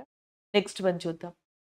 నవాఫ్ సలాం ఎవరైతే ఉన్నారో ఇంటర్నేషనల్ కోర్ట్ ఆఫ్ జస్టిస్‌కి సంబంధించి ప్రెసిడెంట్‌గా రీసెంట్‌గా ఎంపికయ్యారు. So ICJ international court of justice అని చెప్పేసి అంటాం. అలాగే ఐసీసీ ఇంటర్నేషనల్ క్రిమినల్ కోర్ట్ అంటాం. International criminal court, international court of justice. ఈ రెండిటి యొక్క హెడ్ క్వార్టర్స్ కూడా ది హేగ్ అనే ప్రదేశంలో ఉందన్నమాట. ది హేగ్ అనేది మనకి ఏ కంట్రీలో లొకేట్ అయి ఉందంటే నెదర్లాండ్స్‌లో ఉంది. సో ఈ ఐసీజే ఏదైతే ఉందో ఇంటర్నేషనల్ కోర్ట్ ఆఫ్ జస్టిస్, అంతర్జాతీయ న్యాయస్థానానికి అధ్యక్షులుగా నవాబ్ సలాం గారు అపాయింట్ అయ్యారు. సో ఈయన లెబనాన్ కంట్రీకి సంబంధించిన వ్యక్తి అనమాట. అయితే నవాబ్ సలాం గారి కన్నా ముందర యుఎస్కి సంబంధించిన జాన్ ఈ డాంగ్యూ అనే పర్సన్ మనకి ప్రెసిడెంట్గా ఉండేవాళ్ళు. జాన్ ఈ డాంగ్యూ గారి యొక్క ప్లేస్లో ఇప్పుడు నవాబ్ సలాం గారు ఐసీజేకి ప్రెసిడెంట్గా రావడం జరిగింది. సో గత కొన్ని నెలలుగా మనకి న్యూస్లో కనిపిస్తుంది uniform civil code. Indian constitution, భారత రాజ్యాంగంలో ఆర్టికల్ 44లో ఈ యూనిఫామ్ సివిల్ కోడ్ అనేది మెన్షన్ చేయడం జరిగింది. సో మనకి ఏ religion, community, different kind of sectors, laws ఇవన్నీ పక్కన పెట్టి యూనిఫామ్ సివిల్ కోడ్ అప్లై అయిన చోట అందరికీ ఒకే న్యాయం వర్తించేలాగా జనరల్గా ఈ సిస్టమ్ ఉంటుంది. ఈ సిస్టమ్ని బిఫోర్ ఇండిపెండెన్స్ నుంచి కూడా మనకి అమలు పరుచుకుంటూ వస్తున్న రాష్ట్రం ఏది అంటే గోవాగా చెప్పొచ్చు. అయితే ఆఫ్టర్ ఇండిపెండెన్స్, స్వతంత్రం వచ్చిన తర్వాత the first state in India which will introduce uniform civil code, that is Uttarakhand. Uttarakhand అతి త్వరలోనే కంప్లీట్గా ఈ సివిల్ కోడ్ని లాంచ్ అయిపోతుంది. దానికి సంబంధించిన బిల్ ఉత్తరాఖండ్లో పాస్ అయింది. సో దానికి సంబంధించిన కరెంట్ అఫైర్గా చెప్పొచ్చు అనమాట. అయితే ఈ బిల్లులో ఉన్న ప్రొవిజన్స్ ఏవైతే ఉంటాయో, ఇంపార్టెంట్ నార్మ్స్ కావచ్చు, రూల్స్ కావచ్చు, ఏవైతే ఉంటాయో అవి ట్రైబల్ కమ్యూనిటీస్కి వర్తించవు అనేది కూడా మెన్షన్ చేయడం జరిగింది. ఉత్తరాఖండ్ యొక్క చీఫ్ మినిస్టర్గా పుష్కర్ సింగ్ ధామి, ఉత్తరాఖండ్ యొక్క గవర్నర్గా గుర్మిత్ సింగ్ ఉన్నారు. ఇండియాలో 106 జాతీయ పార్కులు ఉన్నాయి. As per updated data we have 106 national parks. అందులో first national park Jim Corbett national park, అది ఉత్తరాఖండ్లోనే ఉంది. రీసెంట్గా చార్ ధామ్కి సంబంధించిన నేషనల్ హైవే ప్రాజెక్ట్ ఏదైతే ఉందో అది కూడా మనకి న్యూస్లో ఉంది. గంగోత్రి, యమునోత్రి, కేదార్నాథ్, బద్రీనాథ్ ఈ 4 గ్లేషియర్స్ మంచు కొండల్ని కలిపి చార్ ధామ్ అంటారు. సో ఈ చార్ ధామ్కి సంబంధించి కూడా న్యూస్ ఉత్తరాఖండ్కి సంబంధించి ఉంది. సో నెక్స్ట్ వన్ చూద్దాం. నెక్స్ట్ వచ్చేటప్పటికి భారత్ టెక్స్ 2024. భారత్ టెక్స్ 2024 అనేది టెక్స్టైల్ ఎక్స్పో అన్నమాట. సో, టెక్స్టైల్ రంగానికి సంబంధించిన ఒక ఎగ్జిబిషన్ లాంటిది, ఒక ఎక్స్పో లాంటిది. సో, ఇందులో బయ్యర్స్ అండ్ వీటికి సంబంధించిన ఎక్స్‌పర్ట్స్ కూడా దాదాపుగా 100 కంట్రీస్ నుంచి పార్టిసిపేట్ చేశారు. ఈ మధ్యన ఎక్కడ జరిగింది? ఎప్పుడు స్టార్ట్ అయిందని కూడా అడుగుతున్నారు. 26 ఫిబ్రవరి ఎగ్జాక్ట్‌గా సైన్స్ డేకి 2 రోజుల ముందర. మనకి నేషనల్ సైన్స్ డే 28 ఫిబ్రవరి కదా! సైన్స్ డేకి 2 రోజుల ముందర అంటే 26 ఫిబ్రవరిన ఢిల్లీలోని 2 చోట్ల భారత్ మండపం అండ్ యశోభూమి ఈ 2 ప్రాంతాల్లో మనకి భారత్ టెక్స్ 2024 అనే దాన్ని టెక్స్‌టైల్‌కి సంబంధించి స్టార్ట్ చేసిన పర్సన్ ఎవరు అంటే ప్రైమ్ మినిస్టర్ నరేంద్ర మోదీ గారు. సో, పీఎం గారి చేతుల మీదుగా ఇది స్టార్ట్ అయిందనమాట. ఎవరు స్టార్ట్ చేశారు? ఎక్కడ? ఎప్పుడు? దేనికి సంబంధించింది? అనేది గుర్తుపెట్టుకోవాల్సి ఉంటది. సో, నెక్స్ట్ కరెంట్ అఫైర్ చూడండి. Uttar Pradesh first turtle conservation reserve. So, ఉత్తరప్రదేశ్‌లోని మొట్టమొదటి తాబేళ్ల సంరక్షణ కేంద్రం ఏర్పాటు కాబోతుంది. అది ఎక్కడ అంటే గోండా జిల్లా. సో, గోండా డిస్ట్రిక్ట్‌లో ఉత్తరప్రదేశ్‌లో the first turtle conservation reserve అనేది రాబోతుందన్నమాట. Turtle survival alliance foundation of India యొక్క సహకారంతో సో, ఉత్తరప్రదేశ్ ప్రభుత్వం ఇది ఏర్పాటు చేయబోతుంది. సో, అసలు తాబేళ్లు అనగానే మనకి వెంటనే గుర్తొచ్చేది ఏదంటే ఒడిస్సా అన్నమాట. సో, ఒడిస్సాలో ఋషికుల్య అని చెప్పేసి ఒక ఏరియా ఉంటది. ఋషికుల్య రివర్, ఋషికుల్య నది పరివాహక ప్రాంతం. ఈ ఏరియా ఏదైతే ఉందో ఇది టోర్టాయిస్ నెస్టింగ్‌కి పెట్టింది పేరు. తాబేళ్ల నెస్టింగ్‌కి పెట్టింది పేరన్నమాట. సో, అలాంటి ప్రాంతం ఎంత పాపులరో, అలాంటి చోట మనకి ఈ టర్టిల్స్ ఎంత పాపులరో, ఈ టర్టిల్స్‌ని మళ్ళీ పరిరక్షించుకోవడానికి ఉత్తరప్రదేశ్ ప్రభుత్వం తన రాష్ట్రంలో ఒక సంరక్షణ కేంద్రాన్ని ఏర్పాటు చేయబోతుంది గోండో జిల్లాలో. అది చాలా ఇంపార్టెంట్ అండి ఇక్కడ. అలాగే ఇక్కడ ఉండే టర్టిల్స్ ఏవైతే ఉంటాయో వీటిని ఆలివ్ రెడ్లీ టర్టిల్స్‌గా పిలవడం జరుగుతుంది. వీటిని ఆలివ్ రెడ్లీ టర్టిల్స్‌గా పిలుస్తారనమాట. అండ్ ఉత్తరప్రదేశ్ యొక్క చీఫ్ మినిస్టర్‌గా యోగి ఆదిత్యనాథ్ గారు ఉన్నారు. అండ్ ఉత్తరప్రదేశ్ యొక్క గవర్నర్‌గా ఆనందీబెన్ పటేల్ ఉన్నారు. అండ్ ఉత్తరప్రదేశ్‌లో ఒకే ఒక్క నేషనల్ పార్క్ ఉంది. దాని పేరు దుధ్వా నేషనల్ పార్క్. దుధ్వా జాతీయ పార్క్‌గా పిలవడం జరుగుతుందన్నమాట. అలాగే ఉత్తరప్రదేశ్‌లో ఇండియాలోనే లార్జెస్ట్ ఆర్టిఫిషియల్ లేక్ ఉందన్నమాట. అతిపెద్ద కృత్రిమ సరస్సు అనేది మనకు ఉత్తరప్రదేశ్‌లో ఉంది. దాని పేరు గోవింద సాగర వల్లభ పంత్. సో, గోవింద సాగర వల్లభ పంత్ అనేది ఉత్తరప్రదేశ్‌లో మనకి ఆర్టిఫిషియల్ లేక్. సో, వీటితో పాటు ఇవి కూడా ఒకసారి రివైజ్ చేసుకున్నారనుకోండి మీకు ఈజీగా గుర్తుంటాయి. సో, నెక్స్ట్ వన్ చూడండి. బ్యాగ్లెస్ స్కూల్ అనేది రీసెంట్‌గా ఒక స్టేట్ స్టార్ట్ చేసిందనమాట. ఈ ఇనిషియేటివ్‌ని. బ్యాగ్లెస్ స్కూల్ ఏంటంటే జనరల్‌గా ఈ మధ్యన మనకి అకాడమిక్‌లో డిఫరెంట్ కైండ్ ఆఫ్ ప్రోగ్రామ్స్ అనేవి స్టార్ట్ అవ్వడం అండ్ దీనివల్ల బుక్స్ ఎక్కువైపోవడం అండ్ బుక్స్‌కి సంబంధించిన మెటీరియల్స్ ఎక్కువైపోవడం వల్ల స్కూల్ బ్యాగ్స్ ఏవైతే ఉంటాయో వాటి బరువు ఎక్కువైపోతుంది అండ్ పిల్లలు కూడా ఇబ్బంది పడతా ఉన్నారు స్కూల్ బ్యాగ్స్‌తో. సో, దానివల్ల వారంలో ఒక్కరోజు, వీక్‌లో ఒకరోజు అండ్ బ్యాగ్స్ లేకుండా, స్కూల్ బ్యాగ్స్ లేకుండా స్కూల్ రన్ చేసేలాగా ఒక సిస్టమ్. అండ్ దాంట్లో ఇంకొన్ని ఇంపార్టెంట్ మనకి రూల్స్‌ని కూడా మెన్షన్ చేస్తూ మనకి బ్యాగ్‌లెస్ స్కూల్స్ అనే ఒక కాన్సెప్ట్‌ని మధ్యప్రదేశ్ గవర్నమెంట్ తీసుకొస్తుంది. సో, రీసెంట్‌లీ బ్యాగ్‌లెస్ స్కూల్ అనే కాన్సెప్ట్‌ని ఎవరు స్టార్ట్ చేస్తున్నారంటే Madhya Pradesh. Class 1 to class 12 students ఎవరైతే ఉంటారో వాళ్ళకి వన్స్ ఇన్ అ వీక్ వారంలో ఒక రోజు మనకి బ్యాగ్స్ లేకుండా ఉండేలాగా ఫెసిలిటీని ప్రొవైడ్ చేస్తారు. అంతేకాకుండా ఫస్ట్ గ్రేడ్, సెకండ్ గ్రేడ్ చదువుతున్న స్టూడెంట్స్‌కి హోంవర్క్ అనేది లేకుండా సో, హోంవర్క్ ఉండడం వల్ల బుక్స్‌ని తీసుకెళ్లాల్సి వస్తది. మళ్ళీ తీసుకురావాల్సి వస్తది. అలా లేకుండా హోంవర్క్ ఫెసిలిటీని తగ్గించేలాగా లేకపోతే అసలు లేకుండా ఉండేలాగా ఒక మనకి ఏమంటారు సిస్టమ్‌ని తీసుకురానున్నారు మధ్యప్రదేశ్ ప్రభుత్వం. మధ్యప్రదేశ్ యొక్క చీఫ్ మినిస్టర్‌గా మనకున్నది ఎవరండి? మోహన్ యాదవ్ గారు ఎవరైతే ఉన్నారో ఆయన మధ్యప్రదేశ్ యొక్క చీఫ్ మినిస్టర్‌గా రావడం జరిగింది. మధ్యప్రదేశ్‌లో రీసెంట్‌గా ఖజురహో ఫెస్టివల్ జరిగింది. మధ్యప్రదేశ్‌లో ఇంపార్టెంట్‌గా మనకి కన్హా నేషనల్ పార్క్ కావచ్చు లేదా కూనో నేషనల్ పార్క్స్ అనేవి న్యూస్‌లో ఉన్నాయి. కూనో నేషనల్ పార్క్ ఏదైతే ఉందో cheetahs reintroduction of cheetahs in India ప్రోగ్రామ్‌లో భాగంగా కూనో నేషనల్ పార్క్ మధ్యప్రదేశ్ అనేది ఫ్రీక్వెంట్‌గా మనకి న్యూస్‌లో కనిపిస్తా ఉంది.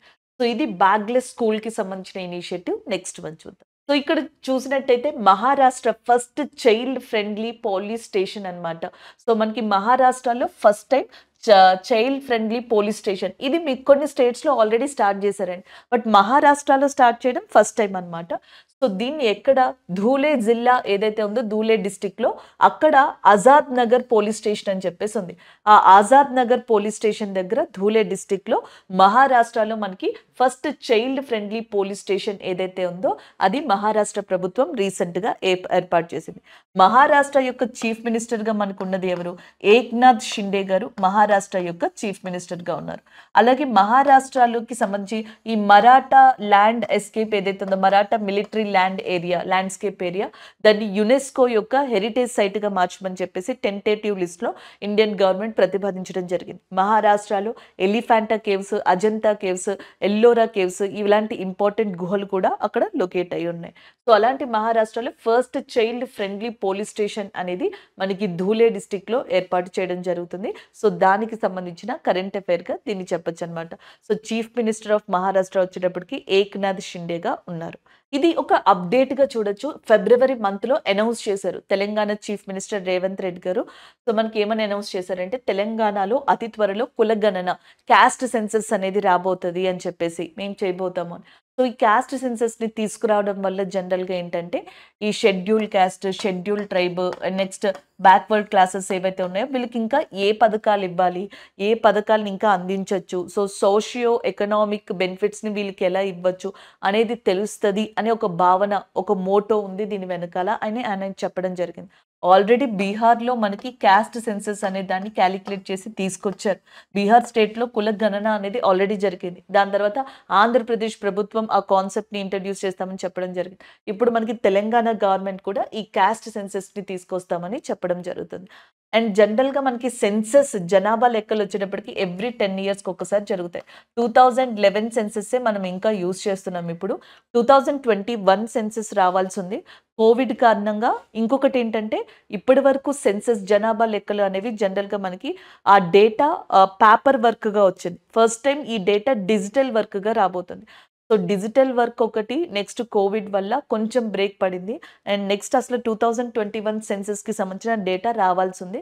బట్ మనం ప్రీవియస్గా తీసుకుంటుంది 2011 సెన్సెస్, 2011 జనాభా లెక్కలే మనం ఇంకా తీసుకుంటా ఉన్నాం అనమాట.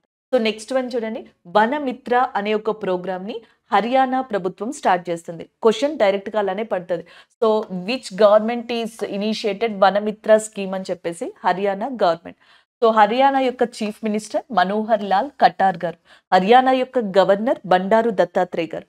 హర్యానా చీఫ్ మినిస్టర్ మనోహర్ లాల్ ఖట్టార్ గారు ఏమని అనౌన్స్ చేశారంటే 18 to 60 years మధ్యలో ఉన్న వాళ్ళు వనమిత్ర ప్రోగ్రాంలో జాయిన్ అవ్వచ్చు. ఈ ప్రోగ్రాంలో సో చెట్లు నాటడం కావచ్చు, చెట్లని ప్రొటెక్ట్ చేయడం, ఎన్వైర్న్మెంట్ని ప్రొటెక్ట్ చేయడం ఇలాంటి రెస్పాన్సిబిలిటీస్ తీసుకోవాల్సి ఉంటుంది. సో దీని యొక్క మెయిన్ మోటో ఏంటి అంటే ఎన్వైర్న్మెంట్ని కాపాడడం అండ్ ఫారెస్ట్ ఏరియాని పెంచుకోవడం లాంటి మెయిన్ గోల్స్ కింద ఈ వనమిత్ర అనే ఇనిషియేటివ్ని రీసెంట్గా స్టార్ట్ చేసిన స్టేట్ ఏది అని అడిగితే that is nothing but Haryana.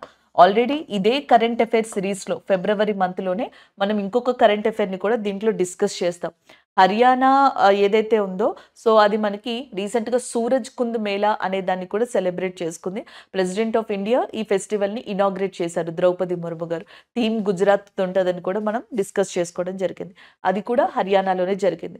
హర్యానాలో పంచకుల కావచ్చు, లేకపోతే పానీపట్టు కావచ్చు, కురుక్షేత్ర లాంటి ప్లేసెస్ చాలా ఇంపార్టెంట్.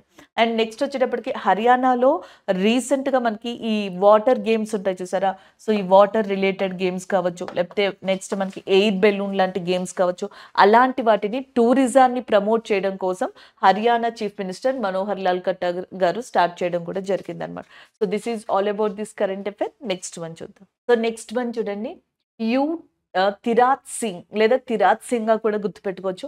తిరాత్ సింగ్ యొక్క స్టాట్యూ విగ్రహాన్ని బంగ్లాదేశ్లో ప్రారంభించడం జరిగింది. బంగ్లాదేశ్లో ఒక ఫ్రీడమ్ ఫైటర్, ఇండియాకి సంబంధించిన స్వతంత్ర సమరయోధుడు ఫ్రీడమ్ ఫైటర్ యొక్క స్టాట్యూని అక్కడ ఆవిష్కరించారు. సో దాని పేరు ఆ విగ్రహం పేరు వచ్చేటప్పటికి తిరాత్ సింగ్ అనమాట. సో తిరాత్ సింగ్ వచ్చేటప్పటికి స్వాతంత్ర సమరయోధుడిగా ఆల్రెడీ చెప్పుకున్నాం. ఆయన్ని హీరో ఆఫ్ కాశీ హిల్స్ అని కూడా పిలుస్తారనమాట. Hero of Khasi hills. అవి ఎక్కడున్నాయంటే మేఘాలయకి సంబంధించి. మేఘాలయలో కాశీ, గారో ఇలాంటి వాళ్ళని ఇంపార్టెంట్ ట్రైబ్స్‌గా పిలుస్తాం. ఇందులో కాశీ ట్రైబ్స్‌కి సంబంధించిన లీడర్ అండ్ హీరోగా తిరోత్ సింగ్‌ని చెప్పొచ్చనమాట. ఆయన యొక్క విగ్రహాన్ని బంగ్లాదేశ్‌లోని ఢాకాలో ప్రారంభించడం జరిగింది. So, that is all about this current affair. అలాగే ఆయన 17థ్ జులైన చనిపోవడం జరిగిందంట. ఆయన చనిపోయిన డే 17థ్ జులై. అదే రోజున మేఘాలయలో తిరోత్ సింగ్ డే అనే దాన్ని కూడా సెలబ్రేట్ చేస్తారు. తిరోత్ సింగ్ డేని ఎప్పుడు జరుపుకుంటారు అంటే 17థ్ జులై. అలాగే కాశీ హిల్స్ హీరో అని చెప్పేసి అంటారు. బంగ్లాదేశ్‌లోని ఢాకాలో ఇందిరా గాంధీ కల్చరల్ సెంటర్ ఏదైతే ఉందో, ఆ ఇందిరా గాంధీ కల్చరల్ సెంటర్ దగ్గర మనకి తిరోత్ సింగ్ గారి యొక్క విగ్రహాన్ని ఆవిష్కరించడం జరిగింది. ఇలాంటిదే లాస్ట్ ఇయర్ డిసెంబర్ మంత్‌లో ఫ్రాన్స్‌లో కూడా మనకి ఇండియన్ పోయెట్‌కి సంబంధించిన విగ్రహాన్ని ఆవిష్కరించారు. ఆయన పేరు తిరువల్లూరుగా చెప్పడం జరుగుతుంది. సో, తిరువల్లూరు గారి యొక్క స్టాట్యూని మనకి ఫ్రాన్స్‌లో ఆవిష్కరించడం జరిగింది. సో, అది ఇంకొక అప్డేట్‌గా మీరు జనరల్‌గా చూసుకోవచ్చండి. So, this is all about this current affair. అలాగే మేఘాలయలో వచ్చేటప్పటికి మౌసిండ్రం అని చెప్పేసి ఒక ప్రాంతం ఉంటదనమాట. Mawsynram highest rainfall place in the world. ప్రపంచంలో అత్యధికమైన వర్షపాతం గల ప్రాంతంగా మేఘాలయలోని మౌసిండ్రం అనే ప్రాంతాన్ని పిలవడం జరుగుతుంది. So, this is all about this update అండి. అండ్ ఇంకొకటి, బంగ్లాదేశ్ యొక్క ప్రైమ్ మినిస్టర్ షేక్ హసీనా. ఆమె తిరిగి మళ్ళీ ఎన్నికయ్యారు కాబట్టి అది చాలా important. Bangladesh capital Dhaka and next వచ్చేటప్పటికి మనకి ప్రైమ్ మినిస్టర్ షేక్ హసీనా గారుగా ఉన్నారనమాట. సో, ఇంకొకటి ఆమె యొక్క కూతురు ఉన్నారు. షేక్ హసీనా గారి డాటర్ ఉన్నారు. ఆమె పేరు సైమా వాజిద్. సైమా వాజిద్. సైమా వాజిద్ గారు వచ్చేటప్పటికి ఈ వరల్డ్ హెల్త్ ఆర్గనైజేషన్ ఉంది కదా, ప్రపంచ ఆరోగ్య సంస్థ. దీనికి ఆసియా, యూరప్, ఆఫ్రికా లాంటి ప్రాంతాల్లో రీజనల్ హెడ్ క్వార్టర్స్ ఉన్నాయి. రీజనల్ ఆఫీసులు ఉన్నాయి. ఇలా సౌత్ ఈస్ట్ ఏషియన్ సంబంధించిన వరల్డ్ హెల్త్ ఆర్గనైజేషన్‌కి హెడ్‌గా అపాయింట్ అయ్యారు రీసెంట్‌గా సైమా వాజిద్ గారు అనమాట. సో, నెక్స్ట్ కరెంట్ అఫైర్ చూడండి. లాంగెస్ట్ ట్రాన్స్‌పోర్టేషన్ టన్నెల్, అతి పొడవైన రవాణా సొరంగం అనే దాన్ని ప్రైమ్ మినిస్టర్ నరేంద్ర మోదీ గారు ప్రారంభించడం జరిగిందనమాట. అది కూడా ఎక్కడ అంటే ఉదంపూర్, శ్రీనగర్, బారాముల్లా. సో, ఇక్కడ మీరు జనరల్‌గా చూడొచ్చు. ఇదంతా జమ్మూ ఏరియాకి వస్తదనమాట. సో, ఇక్కడ నుంచి చూసినట్టయితే దిస్ ఈస్ ఉదంపూర్ ఏరియా. ఇక్కడ కనిపిస్తుంది మీకు, ఇది ఉదంపూర్ ఏరియా. సో, దాని తర్వాత నెక్స్ట్ ఇక్కడ మీకు బారాముల్లా ఏరియా కనిపిస్తుంది కదా. ఉదంపూర్, బారాముల్లా, శ్రీనగర్ ఏరియాస్ ఏవైతే ఉంటాయో, సో, వాటి మీదుగా ఒక రైల్వే లింక్‌ని ఏర్పాటు చేశారనమాట. సో, దీని ద్వారా ఏంటంటే లాంగెస్ట్ ట్రాన్స్‌పోర్టేషన్ అనేది కుదురుతుంది అని కూడా చెప్పడం జరిగింది. సో, దానికి సంబంధించిన అప్డేట్ ఇది. దీన్ని ప్రైమ్ మినిస్టర్ నరేంద్ర మోదీ గారు ఇనాగ్రేట్ చేశారు జమ్మూ కాశ్మీర్‌లో. వరల్డ్స్ హైయెస్ట్ రైల్వే బ్రిడ్జ్ కూడా జమ్మూ కాశ్మీర్‌లోనే ఉంది. ప్రపంచంలో అత్యంత ఎత్తులో ఉన్న రైల్వే బ్రిడ్జ్‌ని చీనాబ్ నది మీద నిర్మిస్తున్నారు. దీన్ని గోల్డెన్ బ్రిడ్జ్ కూడా అని అంటారు. గోల్డెన్ జాయింట్ అని కూడా పిలుస్తారు. దీన్ని కంప్లీషన్ అయిపోయింది. ఇంకా స్టార్ట్ అవ్వాల్సి ఉంది. కంప్లీట్‌గా కన్‌స్ట్రక్షన్ అయితే అయిపోయింది. ఫుల్ ఫ్లెడ్జ్డ్‌గా వర్క్‌లోకి రావాల్సిందనమాట. అలాగే నెక్స్ట్ ఇదే జమ్మూ కాశ్మీర్‌లో మనకి ఎవ్రీ ఇయర్ కూడా ట్యులిప్ ఫెస్టివల్ అనేది సెలబ్రేట్ చేస్తారు. సో, లాస్ట్ ఇయర్ ఇదే జమ్మూ కాశ్మీర్‌లో మహారాష్ట్ర యొక్క చీఫ్ మినిస్టర్ అయిన ఏక్నాథ్ షిండే గారు, జమ్మూ కాశ్మీర్ యొక్క లెఫ్టినెంట్ గవర్నర్ అయిన మనోజ్ సిన్హా గారు, వీళ్ళిద్దరూ కలిసి ఫాదర్ ఆఫ్ ఇండియన్ నేవీగా చెప్పుకునే ఛత్రపతి శివాజీ గారి యొక్క విగ్రహాన్ని ఆవిష్కరించారు. Chhatrapati Shivaji statue is inaugurated in Jammu Kashmir by Jammu Kashmir lieutenant governor Manoj Sinha గారు and as well as Maharashtra chief minister Eknath Shinde గారు. So, this is all about this update అండి. సో, మనకి లాంగెస్ట్ ట్రాన్స్‌పోర్టేషన్ టన్నెల్, రైల్వే టన్నెల్‌ని ఇండియాలో ఎవరు స్టార్ట్ చేశారు? ప్రైమ్ మినిస్టర్ నరేంద్ర మోదీ గారు. ఎక్కడ స్టార్ట్ చేశారు? ఉదంపూర్ టు శ్రీనగర్, శ్రీనగర్ టు బారాముల్లా ప్రాంతాల్లో దీన్ని ప్రారంభించడం జరిగిందనమాట. సో, ఈ కరెంట్ అఫైర్ వచ్చేటప్పటికి మనకి ఒక స్టాట్యూకి సంబంధించింది. స్టాట్యూ ఆఫ్ సంత్ రవిదాస్ అనే దాన్ని రీసెంట్‌గా మనకి ఎవరైతే యూపీలో ప్రైమ్ మినిస్టర్ నరేంద్ర మోదీ గారు ప్రారంభించారు. సంత్ రవిదాస్ విగ్రహం ప్రైమ్ మినిస్టర్ గారు ఉత్తరప్రదేశ్‌లో ప్రారంభించారు. అది కూడా వారణాసిలో. సో, ఈయన విగ్రహం 25 ఫీట్ ఉందంట. 25 అడుగుల సంత్ రవిదాస్ గారి విగ్రహాన్ని ఏర్పాటు చేయడం జరిగింది. ఆయన యొక్క 647th బర్త్ యానివర్సరీ సందర్భంగా దీన్ని ఏర్పాటు చేశారు. సో, యాక్చువల్‌గా ఈయన 15వ శతాబ్దానికి సంబంధించిన నిర్గుణ శాఖ ఏదైతే ఉంటదో దాంట్లో ప్రముఖ వ్యక్తిగా చెప్పారు. He is a 15th century person, he belongs to 15th century నిర్గుణ సెక్ట్‌గా చెప్తున్నారు సంత్ రవిదాస్ గారిని. ఈయన యొక్క 25 ఫీట్ విగ్రహాన్ని వారణాసిలో ప్రైమ్ మినిస్టర్ నరేంద్ర మోదీ గారు ప్రారంభించారు. ఇదే వారణాసిలో జపాన్ యొక్క సహకారంతో మనం ఒక రుద్రాక్ష కన్వెన్షన్ సెంటర్ అనే దాన్ని కూడా మనం ఏర్పాటు చేయడం జరిగింది. ఇదే వారణాసిని షాంఘై కోఆపరేషన్ ఆర్గనైజేషన్ తన కల్చరల్ సిటీ కింద, ఫస్ట్ కల్చరల్ సిటీ కింద కూడా రికగ్నైజేషన్ చేసింది. ఇదే ఏరియాలో ఉత్తరప్రదేశ్లో మథుర అనే ప్రాంతం ఉంది. అక్కడ మనకి మీరాబాయి గారి యొక్క ఉత్సవాలకి ప్రైమ్ మినిస్టర్ నరేంద్ర మోదీ గారు పాల్గొన్నారు. అది కూడా ఇంకొక అప్డేట్‌గా మీరు ఇక్కడ చూసుకోవచ్చు. సెమీ కండక్టర్ పాలసీ అనే దాన్ని ఉత్తరప్రదేశ్ స్టేట్ లాంచ్ చేయబోతుంది. Which state recently announced semi conductor policy అని చెప్పేసి అడిగితే ఉత్తరప్రదేశ్‌గా చెప్పొచ్చు అనమాట. జర్మేనియం కావచ్చు, కాడ్మియం, ఇలాంటి వాటిని జనరల్‌గా సెమీ కండక్టర్స్‌గా చెప్పడం జరుగుతుంది. ఇప్పుడున్న ఎలక్ట్రానిక్స్ కావచ్చు, లేకపోతే ఈ ఫీల్డ్స్ ఏదైతే ఉన్నాయో ఎలక్ట్రానిక్ ఫీల్డ్స్ లాంటి వాటికి ఈ రంగంలో ఈ సెమీ కండక్టర్స్ అనేవి ఒక కీ రోల్‌ని ప్లే చేస్తాయి. మనం డిఫరెంట్ కంట్రీస్ మీద ఇప్పటి వరకు ఆధారపడతా వచ్చాం. బట్ మేక్ ఇన్ ఇండియా దాంట్లో భాగంగా సెమీ కండక్టర్స్, ఇంకా మిగతా మ్యానుఫ్యాక్చరింగ్ యూనిట్స్‌ని ఇండియాలో డెవలప్ చేసుకుంటూ వస్తున్నాం. ఈ కోవలోనే ఉత్తరప్రదేశ్ ప్రభుత్వం సెమీ కండక్టర్ పాలసీ అనే ఒక విధానాన్ని ప్రకటించడం జరిగింది. ఉత్తరప్రదేశ్ చీఫ్ మినిస్టర్ ఆల్రెడీ మీకు తెలుసు యోగి ఆదిత్యనాథ్ గారు, గవర్నర్ ఆనందీబెన్ పటేల్ గారు. ఫెబ్ 13న మనం విమెన్స్ డేని సెలబ్రేట్ చేసుకుంటాం కదా, దానికి కారణం సరోజినీ నాయుడు గారుగా చెప్తాం. సరోజినీ నాయుడు గారు ఉత్తరప్రదేశ్, ఇది వరకు యునైటెడ్ ప్రావిన్సెస్ అని పిలిచేవాళ్ళు దీన్ని, ఉత్తరప్రదేశ్కి ఫస్ట్ ఫీమేల్ గవర్నర్. ఈవెన్ ఇండియాలో ఫస్ట్ ఫీమేల్ గవర్నర్ కూడా మనకి సరోజినీ నాయుడు గారే అనమాట. అట్లా దాన్ని గుర్తుపెట్టుకోవచ్చు. ఇట్లా రిలేటబుల్ చేసుకుని ఒకసారి రివైజ్ చేయొచ్చు అనమాట. ఫస్ట్ విమెన్స్ అనేది చాలా ఇంపార్టెంట్. మనకి సెంట్రల్ ఇండస్ట్రియల్ సెక్యూరిటీ ఫోర్స్ అని ఉంటుంది చూసారా, దీనికి నీనా సింగ్ గారు అపాయింట్ అయ్యారు. ఫస్ట్ విమెన్ డైరెక్టర్ జనరల్ గా నీనా సింగ్ గారు సెంట్రల్ ఇండస్ట్రియల్ సెక్యూరిటీ ఫోర్స్ కి అపాయింట్ అయ్యారు. మనకి పార్లమెంట్ బ్రీచింగ్ జరిగినప్పుడు, పార్లమెంట్లో అనుకోకుండా అటాక్ జరిగింది కదా లాస్ట్ టైం. ఆ అటాక్ ఏదైతే ఉందో దాని తర్వాత పార్లమెంట్ సెక్యూరిటీని సిఐఎస్ఎఫ్కి అందించారు. సిఐఎస్ఎఫ్కి ఫస్ట్ విమెన్ డైరెక్టర్ జనరల్గా వచ్చింది నీనా సింగ్ గారు. ఫస్ట్ విమెన్ మహిళా సుప్రీంకోర్టు జడ్జిగా చేసింది ఫాతిమా బీబీ గారు. ఫాతిమా బీబీ గారు రీసెంట్గా మరణించారు, చనిపోయారండి. ఈమెకి పద్మ అవార్డుని కూడా రీసెంట్గా ఇవ్వడం జరిగిందనమాట. ఈవెన్ ఒక స్టేట్కి గవర్నర్గా కూడా వర్క్ చేశారు ఈమె. ఇవన్నీ కూడా ఈ రిలేటబుల్గా ఒకసారి చూసుకోండి. ఇక్కడ సింపుల్గా సెమీ కండక్టర్ విధానాన్ని ఉత్తరప్రదేశ్ ప్రభుత్వం ప్రకటించింది. ఏమని, తమ స్టేట్లో ఇక మీదట జర్మేనియం, కాడ్మియం ఇలా సెమీ కండక్టర్ మెటీరియల్స్ లాంటివి ఏవైతే ఉంటాయో వాటి వెలికితీతకి ప్రోత్సహిస్తాము అని. దీన్ని ఎవరైతే చేయాలి అనుకుంటున్నారో దీంట్లో ఎంకరేజ్మెంట్, ఎంప్లాయ్మెంట్ పరంగా, రీసోర్సెస్ పరంగా, ఫినాన్షియల్ పరంగా సపోర్ట్ చేస్తామని చెప్పడం జరిగింది.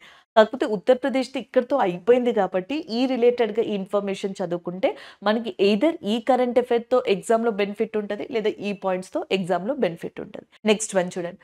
Next one Rajnandgaon. రాజనందగావోన్ అనేది ఛత్తీస్గఢ్లో ఉంది. ఇక్కడ 960 కోట్లతో India's largest battery energy storage system అనేది ఏర్పాటు చేయనున్నారు. ఆల్రెడీ ఇన్ టర్మ్ బడ్జెట్లో కావచ్చు, దాని తర్వాత కావచ్చు, ప్రధానమంత్రి సూర్య ఘర్ ఏదైతే ఫ్రీ బిజిలీ యోజన, ఫ్రీ ఎలక్ట్రిసిటీకి సంబంధించింది ఉందో 300 యూనిట్స్కి సంబంధించి ఆ స్కీమ్ పాపులర్ అవుతుంది, ఆ టాపిక్ పాపులర్ అవుతుంది. ఈ నేపథ్యంలో ఇది చూడండి, India's largest battery energy storage system. అతిపెద్ద బ్యాటరీ ఎనర్జీ స్టోరేజ్ సిస్టమ్ అనేది రాజ్నందగావోన్ అనే ప్రాంతంలో ఛత్తీస్గఢ్లో 960 కోట్ల ప్రాజెక్ట్తో దీన్ని ఏర్పాటు చేయనున్నారనమాట.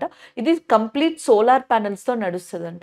ఇక్కడ కరెంట్ అఫైర్ చూడొచ్చు. స్టేట్ రిలేటెడ్గా లేదా ఒక అప్డేట్, అస్సాం ఉంటుంది కదా, అస్సాం స్టేట్ తన యొక్క స్టేట్ ఫ్రూట్ కింద మనకి కాజు నీమ్ అనే దాన్ని డిక్లేర్ చేసింది. దానికి సంబంధించిన కరెంట్ అఫైర్ ఇది. Assam state declares kaju neem as a state fruit అనమాట. కాజు నీమ్ అనేది ఏదైతే ఉందో అది అస్సాం యొక్క జిఐ ట్యాగ్ని కూడా పొందింది రీసెంట్గా.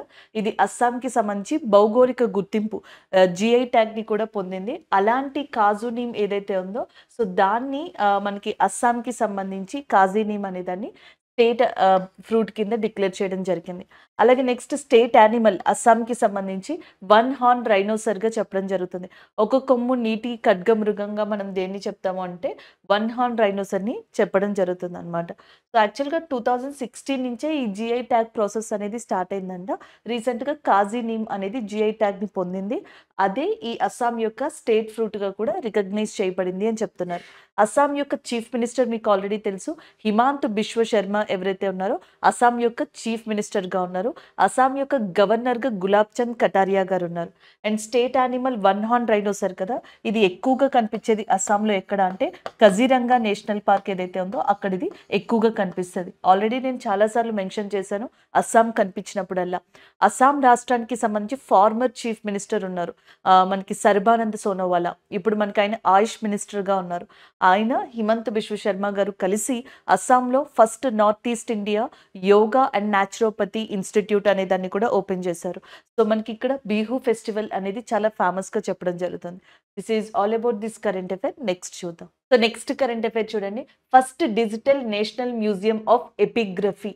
సో శాసనాలకి సంబంధించి ఏదైతే కలెక్షన్ ఉంటదో లేదా శాసనాలకి సంబంధించి ఉంటదో వాటికి సంబంధించిన మ్యూజియం అనే దాన్ని మనకి రీసెంట్‌గా కిషన్ రెడ్డి గారు ఎవరైతే టూరిజం మినిస్టర్ పర్యాటక శాఖ మంత్రి ఉన్నారో కిషన్ రెడ్డి గారు ప్రారంభించారు. అది కూడా తెలంగాణలోని హైదరాబాద్‌లో.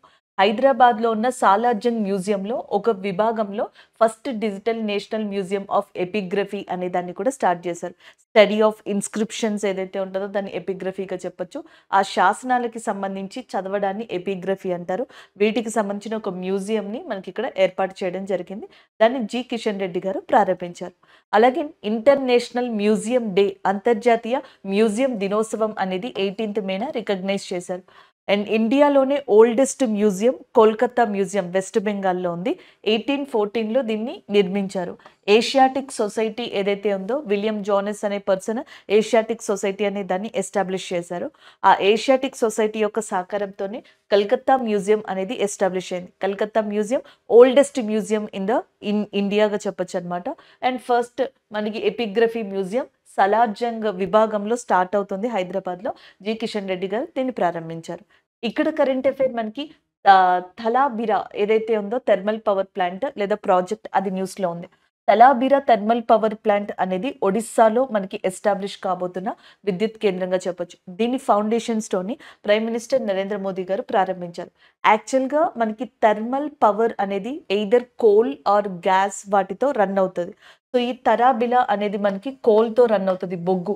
సో ఈ కోల్ని సపోర్ట్ చేసే సంస్థ ఏది దీనికి అంటే నైవేలి లిగ్నైట్ కార్పొరేషన్ ఏదైతే ఉందో అది. లిగ్నైట్ ఆఫ్ నైవేలి తమిళనాడులో చాలా ఫేమస్ అండి బొగ్గుకి సంబంధించి. అలాంటి నైవేలి లిగ్నైట్ కార్పొరేషన్ అనేది సంస్థ ఇప్పుడు ఈ కోల్ని ఈ తలాబిరా థర్మల్ పవర్ ప్లాంట్కి సప్లై చేయబోతుంది అండ్ హెల్ప్ చేయబోతుంది కూడా. దీని బేస్ సపోర్ట్తోనే ఒడిస్సాలో దీన్ని నిర్మిస్తున్నారు. సో పీఎం దీన్ని ప్రారంభించడం జరిగింది. ఒడిస్సా యొక్క చీఫ్ మినిస్టర్గా నవీన్ పట్నాయక్ ఉన్నారు. ఒడిస్సా యొక్క గవర్నర్గా మనకి రఘువర దాస్ ఉన్నారు. ఇన్ఫ్యాక్ట్ ఒడిస్సా గురించి మనం చాలా చెప్పుకున్నాం ఇప్పటిదాకా డిఫరెంట్ కరెంట్ అఫైర్స్లో. మనం దాన్ని మెన్షన్ చేయడం కూడా జరిగింది. కోనార్క్ టెంపుల్, పూరి జగన్నాథ స్వామి టెంపుల్, సిమ్లిపల్ ఏరియా, బితర్కనిక ఏరియా ఇవన్నీ ఒడిస్సాలో ఉన్నాయి అని చెప్పి. సో ఒడిస్సాలో ప్రస్తుతం ఉన్నది బీజూ దళ్ పార్టీ. నవీన్ పట్నాయక్ గారి యొక్క ఫాదర్ ఉన్నారు బీజూ పట్నాయక్ అని. ఆయన ఫౌండర్ అంటే ఈ బీజూ దళ్ పార్టీకి. సో వాళ్ళే రూల్ చేసుకుంటూ వస్తున్నారు. ఇప్పుడు నవీన్ పట్నాయక్ గారు చీఫ్ మినిస్టర్గా కంటిన్యూ అవుతున్నారు. సో నెక్స్ట్ ఇక్కడ అగైన్ మనకి ఇది నేషనల్ కరెంట్ అఫైర్ పిఎం ఓరియంటేషన్లో కూడా చూడొచ్చు. సో ప్రధానమంత్రి నరేంద్ర మోదీ గారు మనకి చాలా ఇనాగ్రేషన్స్ చేసుకుంటూ వెళ్తున్నారు ప్రారంభించుకుంటా. దాంట్లో ఒకటి సుదర్శన్ సేతు. సుదర్శన్ సేతు సో ఒకటి గుర్తుపెట్టుకోండి, రెండు మనకి న్యూస్లో కనిపిస్తూ ఉన్నాయి. Atal Setu and Sudarshana Setu. Atal Setu sea bridge అనేదేమో మహారాష్ట్రకి సంబంధించి, సుదర్శన్ సేతు అనేది గుజరాత్కి సంబంధించి. గుజరాత్లోని మనకి ఎక్కడ ద్వారకా ఉంది చూసారా, బైట్ ద్వారకా ఐలాండ్ ఒకా అనే ఏరియా, ఈ రెండింటికి మధ్యలో 2.32 కిలోమీటర్స్ డిస్టెన్స్ తోటి అరేబియన్ సముద్రం ద్వారా సో మనకి సుదర్శన సేతు అనే దాన్ని ప్రారంభించడం జరిగింది ప్రైమ్ మినిస్టర్ నరేంద్ర మోదీ గారు. సో దీన్ని ఇది వరకు సిగ్నేచర్ బ్రిడ్జ్ అని చెప్పేసి పిలిచేవాళ్ళంట. దాని తర్వాత సుదర్శన సేతు కింద దీని పేరు మార్చారు. సో గుజరాత్లోనే ఇండియా మొత్తం ప్రపంచంలోనే టాలెస్ట్ స్టాట్యూ అది నుంచున్న పొజిషన్లో స్టాట్యూ ఆఫ్ యూనిటీ అంటాం. సర్దార్ వల్లభాయ్ పటేల్ గారి స్టాట్యూ ఉంది. సర్దార్ సరోవర్ డ్యామ్ నర్మదా నది మీద కట్టాం, అది కూడా గుజరాత్లోనే లొకేట్ అయి ఉంది. రన్ ఆఫ్ కచ్ అది కూడా గుజరాత్లోనే ఉంది. అలాగే గుజరాత్లో మనకి Gir mountains, Gir hills, Gir Asiatic lines ఇవన్నీ కూడా గుజరాత్లోనే ఉన్నాయి. దీనికన్నా ముందర లాస్ట్ ఇయర్ సూరత్‌కి సంబంధించి డైమండ్ సిటీ ఆఫ్ ఇండియా అంటాం కదా! అక్కడ అతిపెద్ద జ్యువెల్లరీ బ్రోజ్ అనే ఒకదాన్ని ఏర్పాటు చేశారు. ద్వారకని లక్షద్వీప్‌ని ఎట్లయితే టూరిజం పరంగా పాపులర్ చేశారో, ఇప్పుడు ద్వారకాని కూడా అదే విధంగా తీసుకెళ్తున్నారనమాట. సో, ఇవన్నీ గుజరాత్ రిలేటెడ్ ఇంపార్టెంట్ పాయింట్స్. అలాంటి గుజరాత్‌లో సుదర్శన సేతు ఏదైతే ఉందో, ఈ సుదర్శన సేతు అనే దాన్ని రీసెంట్‌గా మోదీ గారు ప్రారంభించారు. ఎవరు ప్రారంభించారనేది ఇంపార్టెంట్. దాని పేరు ఓల్డెస్ట్ నేమ్ ఏంటి? దాని డిస్టెన్స్ ఏంటి? ఎక్కడుంది? అనేది ఈ కరెంట్ అఫైర్‌కి చాలా ఇంపార్టెంట్‌గా చెప్పొచ్చు. Electoral bond scheme is in news. So, electoral bond scheme ఏదైతే ఉందో అది మనకిప్పుడు న్యూస్‌లోకి రావడం జరిగింది. మీకు ఆల్రెడీ తెలుసు ఎలక్షన్స్ టైమ్‌లో కావచ్చు, నార్మల్‌గా కావచ్చు మనకి ఈ పార్టీ ఫండింగ్స్ అనేవి జరుగుతా ఉంటాయి. చాలా కార్పొరేట్ కంపెనీస్ కావచ్చు, వ్యక్తులు కావచ్చు, ఇండివిడ్యువల్‌గా పార్టీలకి ఫండ్స్ ఇస్తా ఉంటారు. ఇది వరకు డైరెక్ట్‌గా మనీని ఆ పార్టీకి ఇవ్వడమో ఇట్లాంటివి జరిగేవి.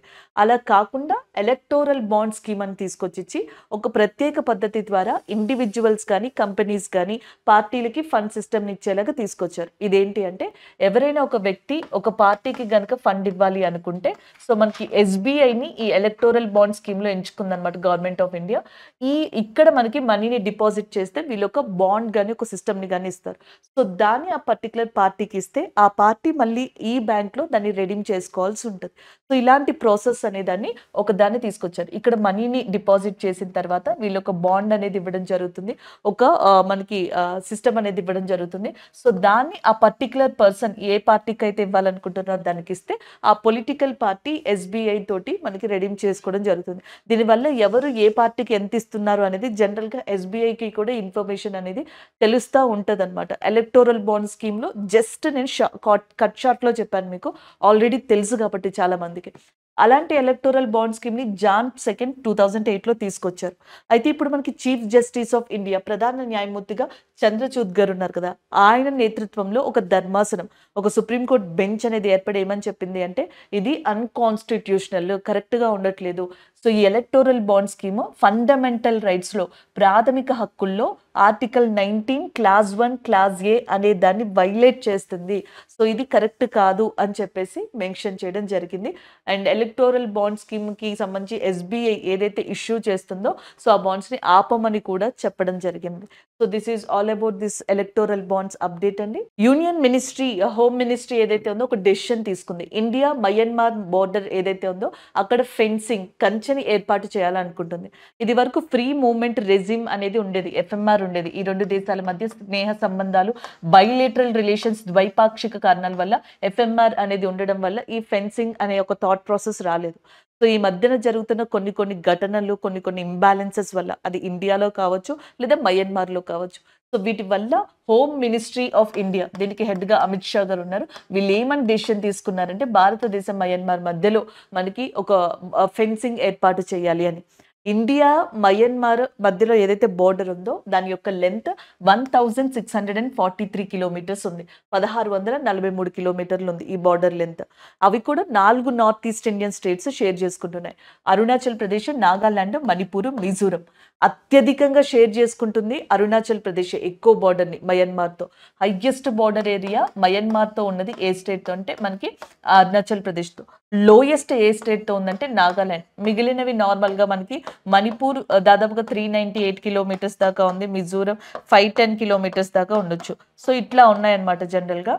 అయితే ఇప్పుడు మనకి మణిపూర్‌లో ఒక ఇష్యూ నడుస్తుంది. సో, ఇలాంటి కొన్ని ఇంబాలెన్సెస్ ఉండడం వల్ల ఇటువైపు మయన్మార్‌లో పొలిటికల్ ఇంబాలెన్సెస్ అనేది మిలిటరీ ఏదైతే అథారిటీలో ఉందో దానివల్ల మొత్తం ఈ డిస్టర్బెన్సెస్ వల్ల ఒక ఫెన్సింగ్‌ని ఏర్పాటు చేయడానికి ట్రై చేస్తుంది India. So, that is all about this update అండి. సో, ఒక్కొక్కసారి క్వెషన్ డిఫరెంట్‌గా కూడా అడగొచ్చు. లెంత్ అడగొచ్చు. హైయెస్ట్ స్టేట్ ఏది? లోయెస్ట్ స్టేట్ ఏది? అసలు ఏ స్టేట్స్ ఉన్నాయి? ఏ స్టేట్స్ లేవు మయన్మార్‌తో బోర్డర్‌ని షేర్ చేసుకుంటూ? ఇలాంటి క్వెషన్స్‌ని మనం ఇక్కడ నుంచి చూడొచ్చు.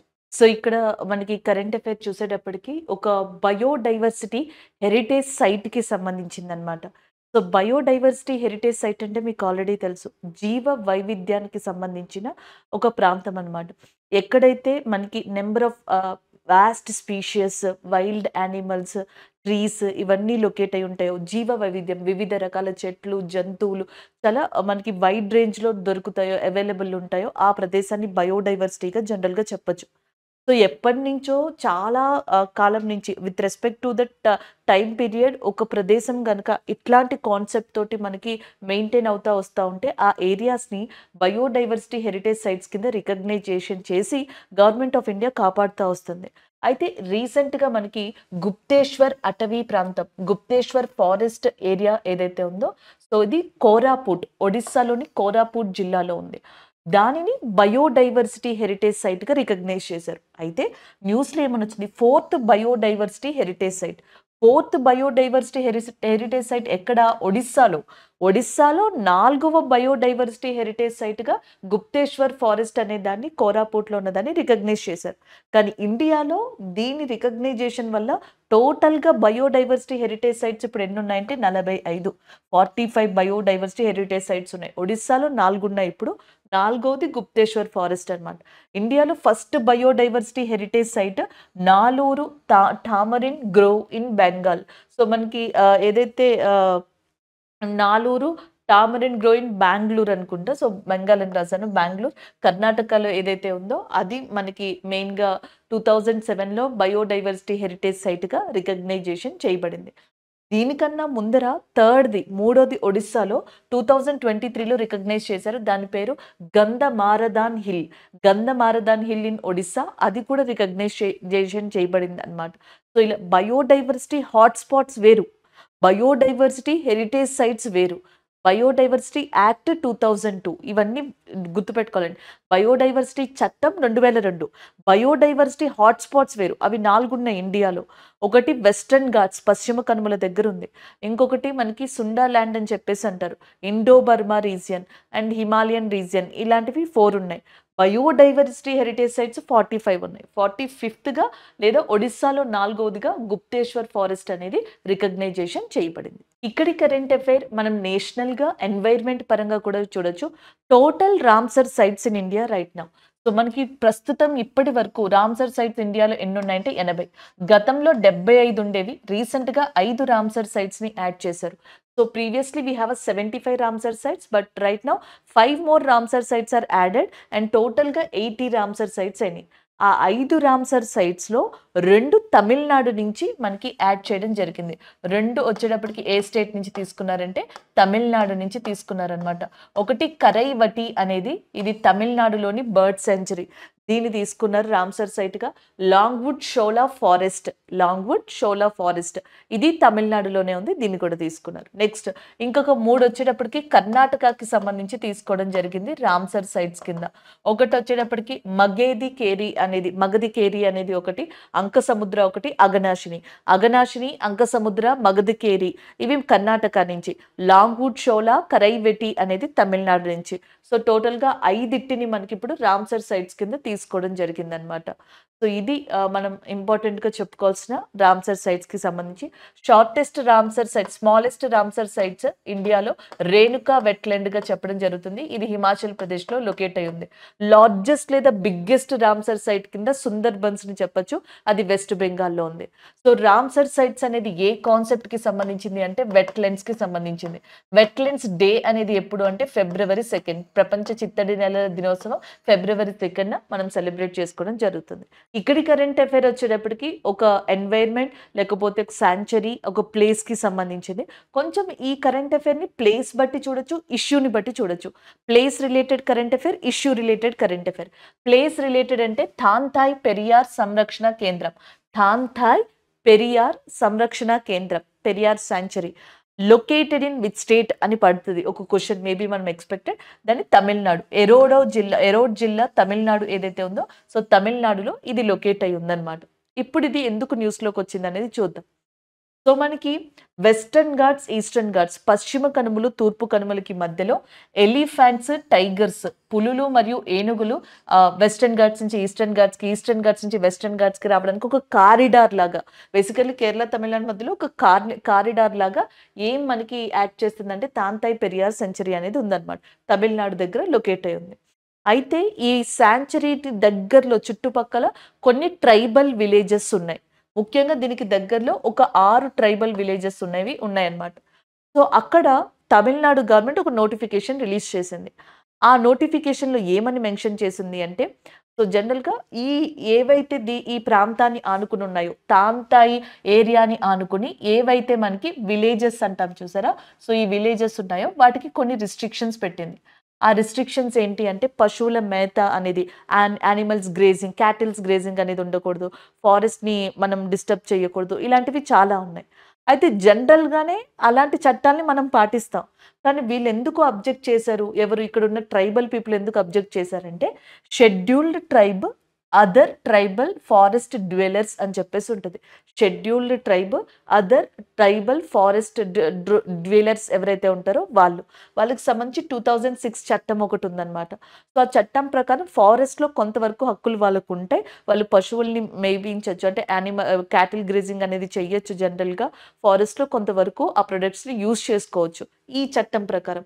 Tamil Nadu is the first state in India which is officially banned cattle grazing in forest areas, national parks and sanctuaries. జాతీయ పార్కులు, శాంక్చురీస్, దాని చుట్టుపక్కల ఉన్న ఏరియాలు, అటవీ ప్రాంతాల్లో పశువుల మేతని మేయించడం అనేది అఫీషియల్‌గా బ్యాన్ చేసిన స్టేట్ తమిళనాడు ఏరియా. అయితే ఇప్పుడు మనకి డైరెక్ట్‌గా ట్రైబల్ ఏరియాలోకెళ్ళి ట్రైబల్ సిటీస్ విలేజెస్ ఉన్న ప్రాంతాల్లో ఈ నోటీస్ అనేది జారీ చేసింది. వీళ్ళేమంటున్నారంటే 2006 యాక్ట్ అనేది ఉంది కదా! దాంట్లో మనకి రైట్స్ ఉన్నాయి కదా! మరి ఇప్పుడు ఇచ్చిన నోటిఫికేషన్ ఏదైతే గెజిటేటెడ్ నోటిఫికేషన్ ఉందో అది రైట్స్‌ని వైలేట్ చేస్తుంది కదా! ఇది ఎంతవరకు న్యాయం అని అడుగుతున్నారు. అలాగే ఈ విలేజెస్‌లో ఉన్న వాళ్ళు బర్గూర్ క్యాటిల్ అని చెప్పేసి ఒకటి ఉంటదంట. ఆ క్యాటిల్‌ని పెంచడంలో చాలా పాపులర్ ఇండియా మొత్తంలోనే. దీనికి మేత మేయించడానికి ఈ చుట్టుపక్కల ఏరియాసే మెయిన్ ఆధారం. ఆ చుట్టుపక్కల ఏరియాస్‌ని ఆనుకుని ఉంది ఇప్పుడు తాంతాయి పెరియార్ సంరక్షణ కేంద్రం. వాళ్ళేమో వద్దని గవర్నమెంట్ ఆఫ్ తమిళనాడు. వీళ్ళేమో మాకు హక్కులున్నాయి. కొంతవరకు మేము వినియోగించుకుంటాం. మా ప్లేస్‌లోకి రావద్దు అని. సో, ఇలాంటి ఇష్యూస్ మధ్యలో తాంతాయి పెరియార్ సంరక్షణ కేంద్రం అనేది న్యూస్‌లోకి రావడం జరిగింది. అదే ఇక్కడ ఇంపార్టెంట్ పాయింట్‌గా చెప్పొచ్చనమాట. అండ్ తమిళనాడు మీకు ఆల్రెడీ తెలుసు. ముదుమలై, గిండి, సో ఇవన్నీ కూడా important national parks in Tamil Nadu ఏరియాగా చెప్తాం. Gulf of Mannar biosphere is the one of the important biosphere of Tamil Nadu ఏరియాగా కూడా చెప్పడం జరుగుతుంది. Next one Chhatrapati Shivaji Maharaj Jayanti. ఛత్రపతి శివాజీ మహారాజ్ గారి యొక్క జయంతి 19th ఫిబ్రవరిన సెలబ్రేట్ చేసుకోవడం జరుగుతుంది. దీనికి సంబంధించి చాలా ఇంపార్టెంట్ ఈవెంట్స్ కూడా ఇండియాలో జరిగాయి. ఇన్‌ఫాక్ట్ మనకి December 4th Indian navy day కదా! ఆ రోజు ఛత్రపతి శివాజీ గారికి సంబంధించి కొన్ని ఇనిషియేషన్ ప్రోగ్రామ్స్ కూడా జరుగుతా ఉంటాయి ఇండియాలో. ఎందుకు అంటే ఫాదర్ ఆఫ్ ఇండియన్ నేవీ, భారత నావిక పితామహుడిగా ఛత్రపతి శివాజీ గారిని చెప్తాం. ఈయన యొక్క విగ్రహాన్ని, ఈయన యొక్క స్టాట్యూని జమ్మూ కాశ్మీర్‌లో రీసెంట్‌గా lieutenant governor Manoj Sinha and Maharashtra chief minister Eknath Shinde గారు కలిసి ప్రారంభించారు. ఈవెన్ మహారాష్ట్రలో కూడా ఒక ఫోర్ట్ దగ్గర ఈయన యొక్క విగ్రహాన్ని ప్రారంభించారు. ఛత్రపతి శివాజీ గారు మహారాష్ట్రలోని పూణే దగ్గరున్న శివనేరి అనే ఒక ఫోర్ట్ ఏదైతే ఉంటదో అక్కడ జన్మించారు ఈయన. బర్త్ ప్లేస్ ఇది. ఈ ఫోర్ట్ అన్నమాట. Which is located in Pune in Maharashtra. And మనకి ఇప్పటికే యునెస్కో యొక్క వరల్డ్ హెరిటేజ్ సైట్స్ 42 ఉన్నాయి. యునెస్కో యొక్క ప్రపంచ వారసత్వ ప్రదేశాలు 42 ఉన్నాయి. ఇప్పుడు government of India Maratha military landscape ఏదైతే ఉందో మరాఠా మిలిటరీ ల్యాండ్స్కేప్‌ని యునెస్కో వరల్డ్ హెరిటేజ్ సైట్‌లో చేర్చమని టెంటేటివ్ లిస్ట్‌లో ఈ ప్లేస్‌ని ప్రపోజల్‌లో పెట్టింది. So, this is all about Chhatrapati Shivaji గారు. నెక్స్ట్ వన్ చూద్దాం. నెక్స్ట్ కరెంట్ అఫైర్ చూడండి. సోనం లోసార్. లోసార్ పండుగ అంటేనే మనకి ఈ టిబెటన్ బోర్డర్ ఇలాంటి ఏరియాస్ గుర్తొస్తాయండి. సోనం లోసార్ అనేది తమాంగ్ కమ్యూనిటీ జరుపుకుంటారంట. ఈ తమాంగ్ కమ్యూనిటీ నేపాల్‌కి సంబంధించిన వాళ్ళు. ఒక రకంగా నేపాల్ ఫెస్టివల్‌గా దీన్ని చెప్తారు. నేపాల్ న్యూ ఇయర్‌గా కూడా దీన్ని చెప్పడం జరుగుతుంది. నేపాల్‌తో పాటుగా మనకి ఇండియాలో ఉన్న సిక్కిం కావచ్చు, వెస్ట్ బెంగాల్‌లోని డార్జిలింగ్ ఏరియాలో కూడా ఈ పండుగని సెలబ్రేట్ చేసుకుంటారు. అయితే నేపాల్‌లో మాత్రం దీన్ని ఒక న్యూ ఇయర్ ఫెస్టివల్ కింద సోనం లోసార్‌ని సెలబ్రేట్ చేసుకోవడం జరుగుతుంది. ఇది వింటర్ సోలిస్టైస్ అంటే డిసెంబర్ 23 తర్వాత ఏదైతే మనకి రెండవ అమావాస్య వస్తదో after December 23 or winter solstice and second new moon వచ్చే రోజున అంటే మనకి మాఘ శుక్ల ప్రతిపాద అంటారంట. ఆ రోజున సెలబ్రేట్ చేసుకుంటారు. ఇది వరకు కరెంట్ అఫైర్స్ ఎలా వచ్చేవి అంటే సోనం లోసార్ ఏ స్టేట్‌కి సంబంధించింది లేదా ఏ ప్లేస్‌కి సంబంధించింది నేపాల్ అక్కడితో అయిపోయేది. దాని తర్వాత నెమ్మదిగా ఏమైందంటే ఏ కమ్యూనిటీ సెలబ్రేట్ చేసుకుంటది ఇలాగా. ఈ మధ్యన డెప్త్ ఆఫ్ ద క్వెషన్స్ ఎలా వస్తున్నాయంటే చాలా మంది నేపాల్ గుర్తు పెట్టేసుకుంటారు. ఎందుకంటే సోనం నేపాల్ అది కొంచెం కాంబినేషన్‌లో గుర్తుపెట్టుకోవచ్చు. నెక్స్ట్ తమాంగ్ కమ్యూనిటీ ఏదో ఒకటి చేసి మనం ఏమంటారు రివిజన్ చేసో, వర్కౌట్ చేసో దీన్ని గుర్తుపెట్టుకోవడానికి ట్రై చేస్తాం. కాకపోతే చాలా వరకు ఇట్లాంటివి అడుగుతారని వదిలేస్తాం గదా! ఇలాంటివి తీసుకొచ్చి ఈ మధ్యన గ్రూప్స్‌లోని కొన్ని కొన్ని డిఫరెంట్ ఎగ్జామ్స్‌లో కూడా అడుగుతున్నారు. సో, ఇది ఒకసారి చూసుకోండి. This is all about Sonam Losar festival which is celebrated in Nepal.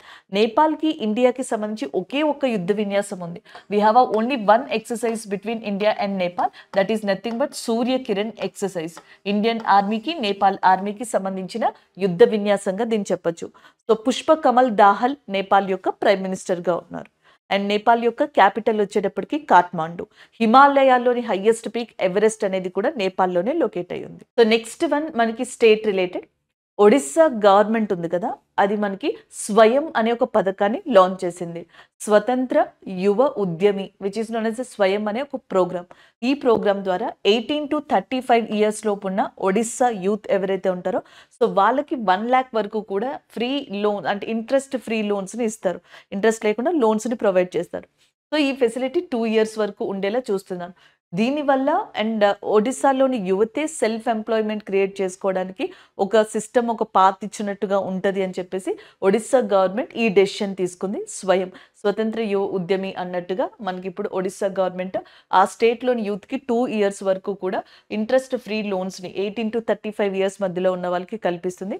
That is about this current affair. Next one చూద్దాం. మినిస్ట్రీ ఆఫ్ జల్ శక్తి మనకి ప్రతి ఇంటికి కూడా, ప్రతి పర్సన్‌కి కూడా 55 litres of water per day, 55 litres of water per day per పర్సన్‌కి ఇవ్వాలి అనే ఉద్దేశంతో జల్ జీవన్ మిషన్ అనేది స్టార్ట్ చేశాం. జల్ జీవన్ మిషన్‌ని కంప్లీట్ చేసిన 100% మనకి తీసుకొచ్చిన ఫస్ట్ స్టేట్ ఇండియాలో గోవా. దాని తర్వాత చాలా స్టేట్స్ దీన్ని బాగా 100% ఇంప్లిమెంట్ చేశాయి. కానీ first north east Indian state, మొట్టమొదటి ఈశాన్య రాష్ట్రం జల్ జీవన్ మిషన్‌ని 100% అమలు పరుస్తున్న రాష్ట్రం ఏది అంటే అరుణాచల్ ప్రదేశ్‌గా చెప్పొచ్చు. అది మనకి ఫిబ్రవరి మంత్‌లో అప్డేట్ అయింది. పర్ డేకి, పర్ పర్సన్‌కి 55 లీటర్స్ ఆఫ్ వాటర్ ఇవ్వాలి అనేది దాని యొక్క ముఖ్య ఉద్దేశంగా చెప్పబడుతుందన్నమాట. మినిస్ట్రీ ఆఫ్ జలశక్తికి గజేంద్ర సింగ్ షెకావత్ గారు మినిస్టర్‌గా ఉండడం జరిగింది. సో, గోవాకి చీఫ్ మినిస్టర్‌గా మనకి ప్రమోద్ సావంత్ గారు, గవర్నర్‌గా Sreedharan Pillai. Pema Khandu is a chief minister of Arunachal ప్రదేశ్‌గా చెప్పొచ్చు. అండ్ అరుణాచల్ ప్రదేశ్‌లో చాలా ఇంపార్టెంట్ ఫెస్టివల్‌గా జీరో వ్యాలీ మ్యూజిక్ ఫెస్టివల్ అనే దాన్ని చెప్తాం. అండ్ నెక్స్ట్ అరుణాచల్ ప్రదేశ్‌లో మోంపా అనే tribe one of the famous ట్రైబ్‌గా కూడా చెప్పడం జరుగుతుంది. అరుణాచల్ ప్రదేశ్‌లోని పక్కీ టైగర్ రిజర్వ్ ఏదైతే ఉందో అది రీసెంట్‌గా మనకి న్యూస్‌లో కనిపించడం జరిగింది. అండ్ ఈవెన్ భారతదేశంలో లెపర్డ్స్ అంటాం కదా! చిరుత పులులు తక్కువగా ఉన్న రాష్ట్రం కూడా అరుణాచల్ ప్రదేశ్ అంట. So, this is all about this current affair. Next one చూద్దాం. గతిశక్తి రీసెర్చ్, గతిశక్తి పరిశోధనకి రీసెంట్‌గా చైర్‌పర్సన్‌గా ఎంపికైంది Indian institute of management Shillong.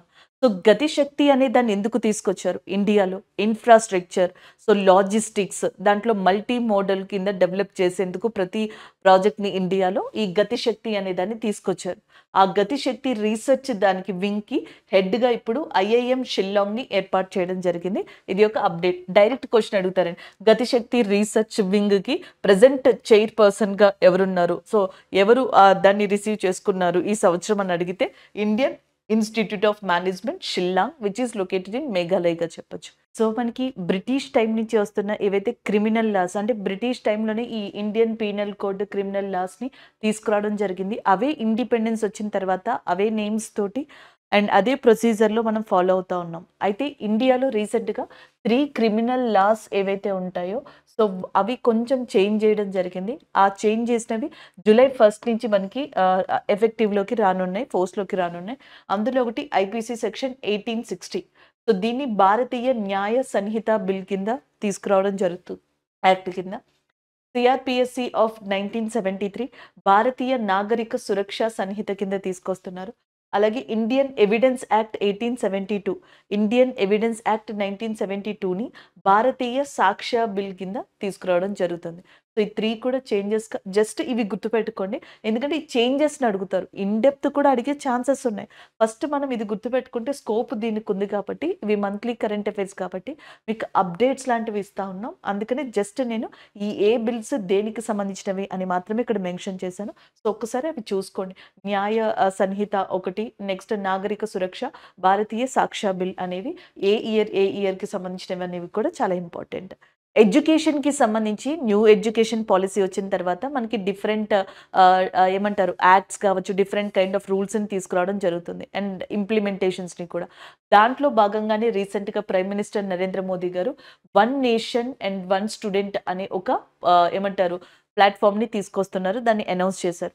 ఈ వన్ నేషన్ వన్ స్టూడెంట్ కింద ఏంటి అంటే స్టూడెంట్‌కి ఒక ఐడీ కార్డ్‌ని ప్రొవైడ్ చేస్తారు. ఈ ఐడీ కార్డ్ దేని ద్వారా ప్రొవైడ్ చేస్తారు అంటే మనకి సో ఇక్కడ చూడొచ్చు అపార్ అని చెప్పేసి ఉంటది. అపార్ అనే ఒక ప్లాట్‌ఫార్మ్ ద్వారా ఇస్తారనమాట. అపార్ ప్లాట్‌ఫార్మ్ ఏంటి అంటే automated permanent academic account registry. So automated permanent academic account రిజిస్ట్రీగా చెప్పడం జరుగుతుంది. సో ఈ ప్రాసెస్ ద్వారా ఈ పోర్టల్ ద్వారా ఒక స్టూడెంట్‌కి ఐడీ కార్డ్ అనేది ఇవ్వబడుతది. ఒక నంబర్. సో దాని ద్వారా హైయర్ ఎడ్యుకేషన్ అంటే మనకి సెకండరీ ఎడ్యుకేషన్ నుంచి హైయర్ ఎడ్యుకేషన్ వరకు, ప్రైమరీ ఎడ్యుకేషన్ నుంచి హైయర్ ఎడ్యుకేషన్ వరకు ఆ పర్సన్‌కి సంబంధించిన అకాడమిక్ యాక్టివిటీస్ నెక్స్ట్ మనకి సర్టిఫికేట్స్‌లో మెన్షన్ చేసే డీటెయిల్స్ ఇవన్నీ కూడా దాంట్లో ఉంటే ట్రాక్ చేసుకోవచ్చు. సో చాలా వరకు కొంతమంది సర్టిఫికేట్స్ మిస్ అయినాయని, సర్టిఫికేట్స్‌కి సంబంధించి ఇబ్బంది పడడం కావచ్చు, ఇట్లాంటివి చాలా జరుగుతా ఉన్నాయి. అలా పేపర్‌తో కాకుండా పేపర్ లెస్‌గా డిజిటల్ ఇనిషియేటివ్‌గా వన్ నేషన్ వన్ స్టూడెంట్ అనేది తీసుకొచ్చారు. ఎడ్యుకేషన్ మినిస్టర్‌గా ప్రెజెంట్ మనకి ధర్మేంద్ర ప్రధాన్ గారు ఉన్నారు. ఎడ్యుకేషన్ డే అనేది నవంబర్ 11న మనం సెలబ్రేట్ చేసుకుంటాం. గ్రీన్ హైడ్రోజన్ ప్లాంట్ అనే కాన్సెప్ట్ ఇండియాలో మనం చాలా చోట్ల విన్నాం, చూసాం. అయితే ఫస్ట్ టైమ్ ఒక ఎయిర్‌పోర్ట్ ప్రిమిసెస్‌లో ఒక ఎయిర్‌పోర్ట్ ఏరియా దగ్గర ఫస్ట్ గ్రీన్ హైడ్రోజన్ ప్లాంట్‌ని ఏర్పరచబోతున్నారు. అది ఎక్కడ అంటే కేరళలోని కొచ్చిన్ ఇంటర్నేషనల్ ఎయిర్‌పోర్ట్. కేరళలోని కొచ్చిన్ ఇంటర్నేషనల్ ఎయిర్‌పోర్ట్ దగ్గర ఫస్ట్ గ్రీన్ హైడ్రోజన్ ప్లాంట్ అనేది ఇండియా తీసుకురాబోతుంది. వరల్డ్‌లోనే first green hydrogen plant airport ప్రిమిసెస్‌లో తీసుకురావడం అనేది చెప్పడం జరుగుతుంది. సో ఇది గుర్తుపెట్టుకోండి కేరళకి సంబంధించినట్టుగా. ఆది మహోత్సవ్ మనకి ఫిబ్రవరి 10th నుంచి 18th దాదాపుగా 1 వీక్ పాటుగా ఆది మహోత్సవ్ అనేది ట్రైఫెడ్ యొక్క నేతృత్వంలో జరిగింది. ట్రైఫెడ్ అంటే tribal cooperative marketing development federation of India. Tribal cooperative marketing development federation of India ట్రైఫెడ్‌గా చెప్పొచ్చు. సో ఈ ట్రైఫెడ్ ఏం చేసిందంటే న్యూఢిల్లీలో major Dhyan Chand national stadium ఉంది. అక్కడ ఈ ఆది మహోత్సవ్ ట్రైబల్‌కి సంబంధించి 1 వీక్ నిర్వహిస్తే ప్రైమ్ మినిస్టర్ నరేంద్ర మోదీ గారు దీన్ని ప్రారంభించారు. సో గెస్ట్‌గా కూడా రావడం జరిగింది. అది దీనికి సంబంధించిన ఇంపార్టెంట్ అప్డేట్. సో జనజాతి గౌరవ దివాస్, జనజాతీయ దివాస్ సో ఇలాంటివన్నీ న్యూస్‌లోకి వస్తున్న సందర్భంగా ఆది మహోత్సవ్ అనేది కూడా ఇంపార్టెంట్. సో ఆది మహోత్సవ్ చూడగానే మనకి జార్ఖండ్, ఛత్తీస్‌గఢ్, మధ్యప్రదేశ్ ఇలా గుర్తొస్తాయి. బట్ ఆది మహోత్సవ్ 1 వీక్ సెలబ్రేషన్స్ ఫిబ్రవరి మంత్‌కి సంబంధించి ఎక్కడ జరిగింది అంటే న్యూఢిల్లీలో కండక్ట్ చేశారు. ద పబ్లిక్ ఎగ్జామినేషన్స్ బిల్ ఏదైతే prevention of that unlawful things so మనకి పబ్లిక్ ఎగ్జామినేషన్స్ గవర్నమెంట్ ఎగ్జామ్స్ పెడతా ఉంటారు కదా! గవర్నమెంట్ జాబ్స్ కోసం అని చెప్పేసి ఎగ్జామ్స్ పెడతారు కదా! వాటికి సంబంధించి కొన్ని అవకతవకలు జరుగుతున్నాయి అని చెప్పేసి, ఈసారి అలాంటివి ఏమన్నా జరిగినప్పుడు వాళ్ళకి సంబంధించి కఠినంగా శిక్ష పడేలాగా so the public examination bill 2024 తీసుకొచ్చారు. దీంట్లో 3 ఇంపార్టెంట్ అండ్ కాగ్నిజబుల్ అని చెప్పేసి ఇవ్వడం జరిగింది. అంటే ఒకవేళ గనక ఇందులో మనకి ఏదైనా యూపీఎస్సీ ఎగ్జామ్ కావచ్చు, ఎస్ఎస్సీ కావచ్చు, లేకపోతే మనకి ఇంకేమంటారు రైల్వేకి సంబంధించి కావచ్చు, ఇలా డిఫరెంట్ ఎగ్జామ్స్ ఉన్నాయి కదా! ఈ ఎగ్జామ్స్‌లో ఎక్కడైనా సరే ఏదైనా ఎలిగేషన్ వచ్చిందనుకోండి, ఇట్లా మిస్టేక్ చేస్తున్నారని, వితౌట్ వారెంట్ వాళ్ళని అరెస్ట్ చేసేందుకు ఉండేది కాగ్నిజబుల్ అనమాట. అది ఒకటి అప్లికేబుల్ అవుతది. నాన్ బెయిలబుల్, బెయిల్ రైట్ అనేది గాని, బెయిల్ ఇవ్వడం గాని, బెయిల్ కైండ్ ఆఫ్ సిస్టమ్ గాని వీళ్ళకి పనిచేయదు. And the next one non compoundable. ఒకవేళ ఎవరైతే ఇలా ఎలిగేషన్స్ చేస్తున్నారని ఒక పర్సన్ కేస్ పెట్టారనుకోండి ఇంకొక పర్సన్ మీద. సో వీళ్ళిద్దరూ సెటిల్మెంట్‌కి వచ్చారు లేకపోతే కాంప్రమైజ్ అయిపోయారనుకోండి. అప్పుడు కేసుని నార్మల్‌గా వదిలేస్తారు కదా! విత్‌డ్రా చేసేస్తారు కదా! ఇక్కడ అలా చేయడానికి ఉండదు. 2 పార్టీస్ కాంప్రమైజ్ అయిపోయినా సరే ఆ కేస్ అనేది మనకి కోర్ట్ రన్ చేస్తదనమాట. సో అట్లా non compoundable, non bailable, cognisable అని చెప్పేసి ఈ మూడిటిని కూడా పబ్లిక్ ఎగ్జామినేషన్ బిల్‌లో తీసుకురావడం జరిగింది. ఒకవేళ గనక దీంట్లో శిక్ష పెడితే అది 3-5 ఇయర్స్ ఉంటది జైలు శిక్ష. అండ్ ఒక్కొక్కసారి కేస్ యొక్క ఇంటెన్సిటీని బట్టి, తీవ్రతని బట్టి 10 ఇయర్స్ వరకు కూడా జైలు శిక్ష ఉండొచ్చు. అండ్ నెక్స్ట్ పెనాల్టీ 10 లాక్స్ వరకు ఉంటది. అండ్ ఇంటెన్సిటీని బట్టి 1 క్రోర్ వరకు ఉండొచ్చు. సో ఇది public examination bill unlawful activities ఏవైతే ఉంటాయో వాటిని ప్రివెంట్ చేయడానికి అని చెప్పేసి దీన్ని తీసుకురావడం జరిగింది. గవర్నమెంట్ భారత్ రైస్ అనే దాన్ని ఒకదాన్ని ఇంట్రడ్యూస్ చేసిందనమాట. ఇది సబ్సిడరైజ్డ్ రైస్. అంటే మనకి జనరల్‌గా మనకి రేషన్ రైస్ అనేది ఉంటదండి. అలా కాకుండా మనం జనరల్‌గా రైస్‌ని పర్చేస్ చేస్తా ఉంటాం గదా! అలాగా గవర్నమెంట్ ఆఫ్ ఇండియా తరపున కూడా భారత్ రైస్ అనేది లాంచ్ చేసింది. ఆ రైస్‌ని కూడా సబ్సిడైజ్డ్ వరకే ఇస్తుందనమాట. అంటే 5 కేజీస్, 10 కేజీస్ రూపంలో ఇప్పుడు ఇస్తుంది. 5 కేజీస్‌కి ₹29 పర్ కేజీ కింద, 10 కేజీస్ అయినా అంతే. ₹29 పర్ కేజీ కింద 5 కేజెస్ అండ్ 10 కేజెస్ రూపంలో భారత్ రైస్ అనేదాన్ని ఇండియన్ గవర్నమెంట్ భారతదేశంలో లాంచ్ చేయడం జరిగింది. రీసెంట్‌గా టాటా ట్రస్ట్, రతన్ టాటా గారు ఎవరైతే ఉన్నారో Tata trust India's first small animal hospital అనే దాన్ని స్టార్ట్ చేసింది. అది కూడా ముంబైలో. లైక్ మనకి డాగ్స్ కావచ్చు, ఇంకా మిగతావి కావచ్చు, స్మాల్ యానిమల్స్ ఏవైతే ఉంటాయో వాటికి రిలేటెడ్‌గా ఒక హాస్పిటల్‌ని మహారాష్ట్రలోని ముంబైలో టాటా ట్రస్ట్ అనేది రీసెంట్‌గా లాంచ్ చేయడం జరిగింది. అది మీరు గుర్తుపెట్టుకోవాలండి. ఫస్ట్ స్మాల్ యానిమల్ హాస్పిటల్ ఎక్కడ లాంచ్ చేశారు? ఏ స్టేట్‌లో లాంచ్ చేశారు? ఎవరు లాంచ్ చేశారు అనేది కూడా ఇంపార్టెంట్. అండ్ వన్తారా అని చెప్పేసి ఒకటొచ్చింది చూసారా? వన్తారా రిలయన్స్ ఇండస్ట్రీస్ తరపున అనంత్ అంబానీ అండ్ మిగతా వాళ్ళు దాన్ని స్టార్ట్ చేశారు. ఎలిఫెంట్స్‌ని ప్రొటెక్ట్ చేసుకోవడానికి. అలాగే టాటా ట్రస్ట్ ఏం చేసింది? ఫస్ట్ స్మాల్ యానిమల్ హాస్పిటల్‌ని ముంబైలో ఏర్పరిచింది. సో ఇప్పటి వరకు మీరు నేషనల్ ఓరియెంటెడ్ కరెంట్ అఫైర్స్ చూసారు కదా! సో దీంట్లో పీఎంకి సంబంధించిన ఇనాగ్రేషన్స్, ఆయన ఎళ్ళినవి కావచ్చు, ప్లేసెస్ కావచ్చు, స్టేట్ గవర్నమెంట్ ఇనిషియేషన్స్ ఇవన్నీ ఫిబ్రవరి మంత్‌లో జరిగాయి. సో నెక్స్ట్ వీడియోలో ఇంకొన్ని సేమ్ ఇప్పుడు నేషనల్ ఓరియెంటెడ్ చూసాం కదా! ఫిబ్రవరి మంత్‌లో ఏం జరిగాయని. సో అలాగే మిగిలిన కేటగరీస్‌లో కొన్ని ఇంకొక వీడియోలో మళ్ళీ మీరిక్కడ రివైజ్ చేసుకోవచ్చు. సో ఇట్లా మీకు కంటిన్యూయస్‌గా ఫిబ్రవరి మంత్ కంప్లీట్ అయ్యే వరకు అంటే ఎన్ని సెగ్మెంట్స్ ఉన్నాయో అన్నీ కూడా వరుసగా మీకు వీడియోస్ అప్‌లోడ్ అవుతాయి. మీరు నోట్స్ ప్రిపేర్ చేసుకోవాలంటే ప్రిపేర్ చేసుకోవచ్చు. రివైజ్ చేయాలంటే రివైజ్ చేయొచ్చు. ఎవరైనా మిస్ అయ్యి కొన్ని కొన్ని కరెంట్ అఫైర్స్ ఎక్కడైనా మిస్ అయ్యి ఉంటే దాన్ని ఇక్కడ మీరు కవర్ చేసుకోవచ్చు. సో ఇట్లా ఇది మోస్ట్ బెనిఫిషియల్‌గా ఉంటది అండి. సో లేదు, ఒకటికి 2 సార్లు మీరు కొంచెం ఫాస్ట్ ఫార్వర్డ్‌లో పెట్టుకొని రివైజ్ కూడా చేసుకోండి. సో ఒక్క మంత్ కరెంట్ అఫైర్స్ గనుక మీరు గ్రిప్‌లోకి తెచ్చుకున్నట్టయితే నెక్స్ట్ మంత్ నుంచి మీకు చాలా ఈజీగా అయిపోతాయి కరెంట్ అఫైర్స్ అనేవి. సో నెక్స్ట్ పార్ట్‌లో ఫిబ్రవరి మంత్‌కి సంబంధించిన ఇంకొక కేటగరీ కరెంట్ అఫైర్స్ చూద్దాం.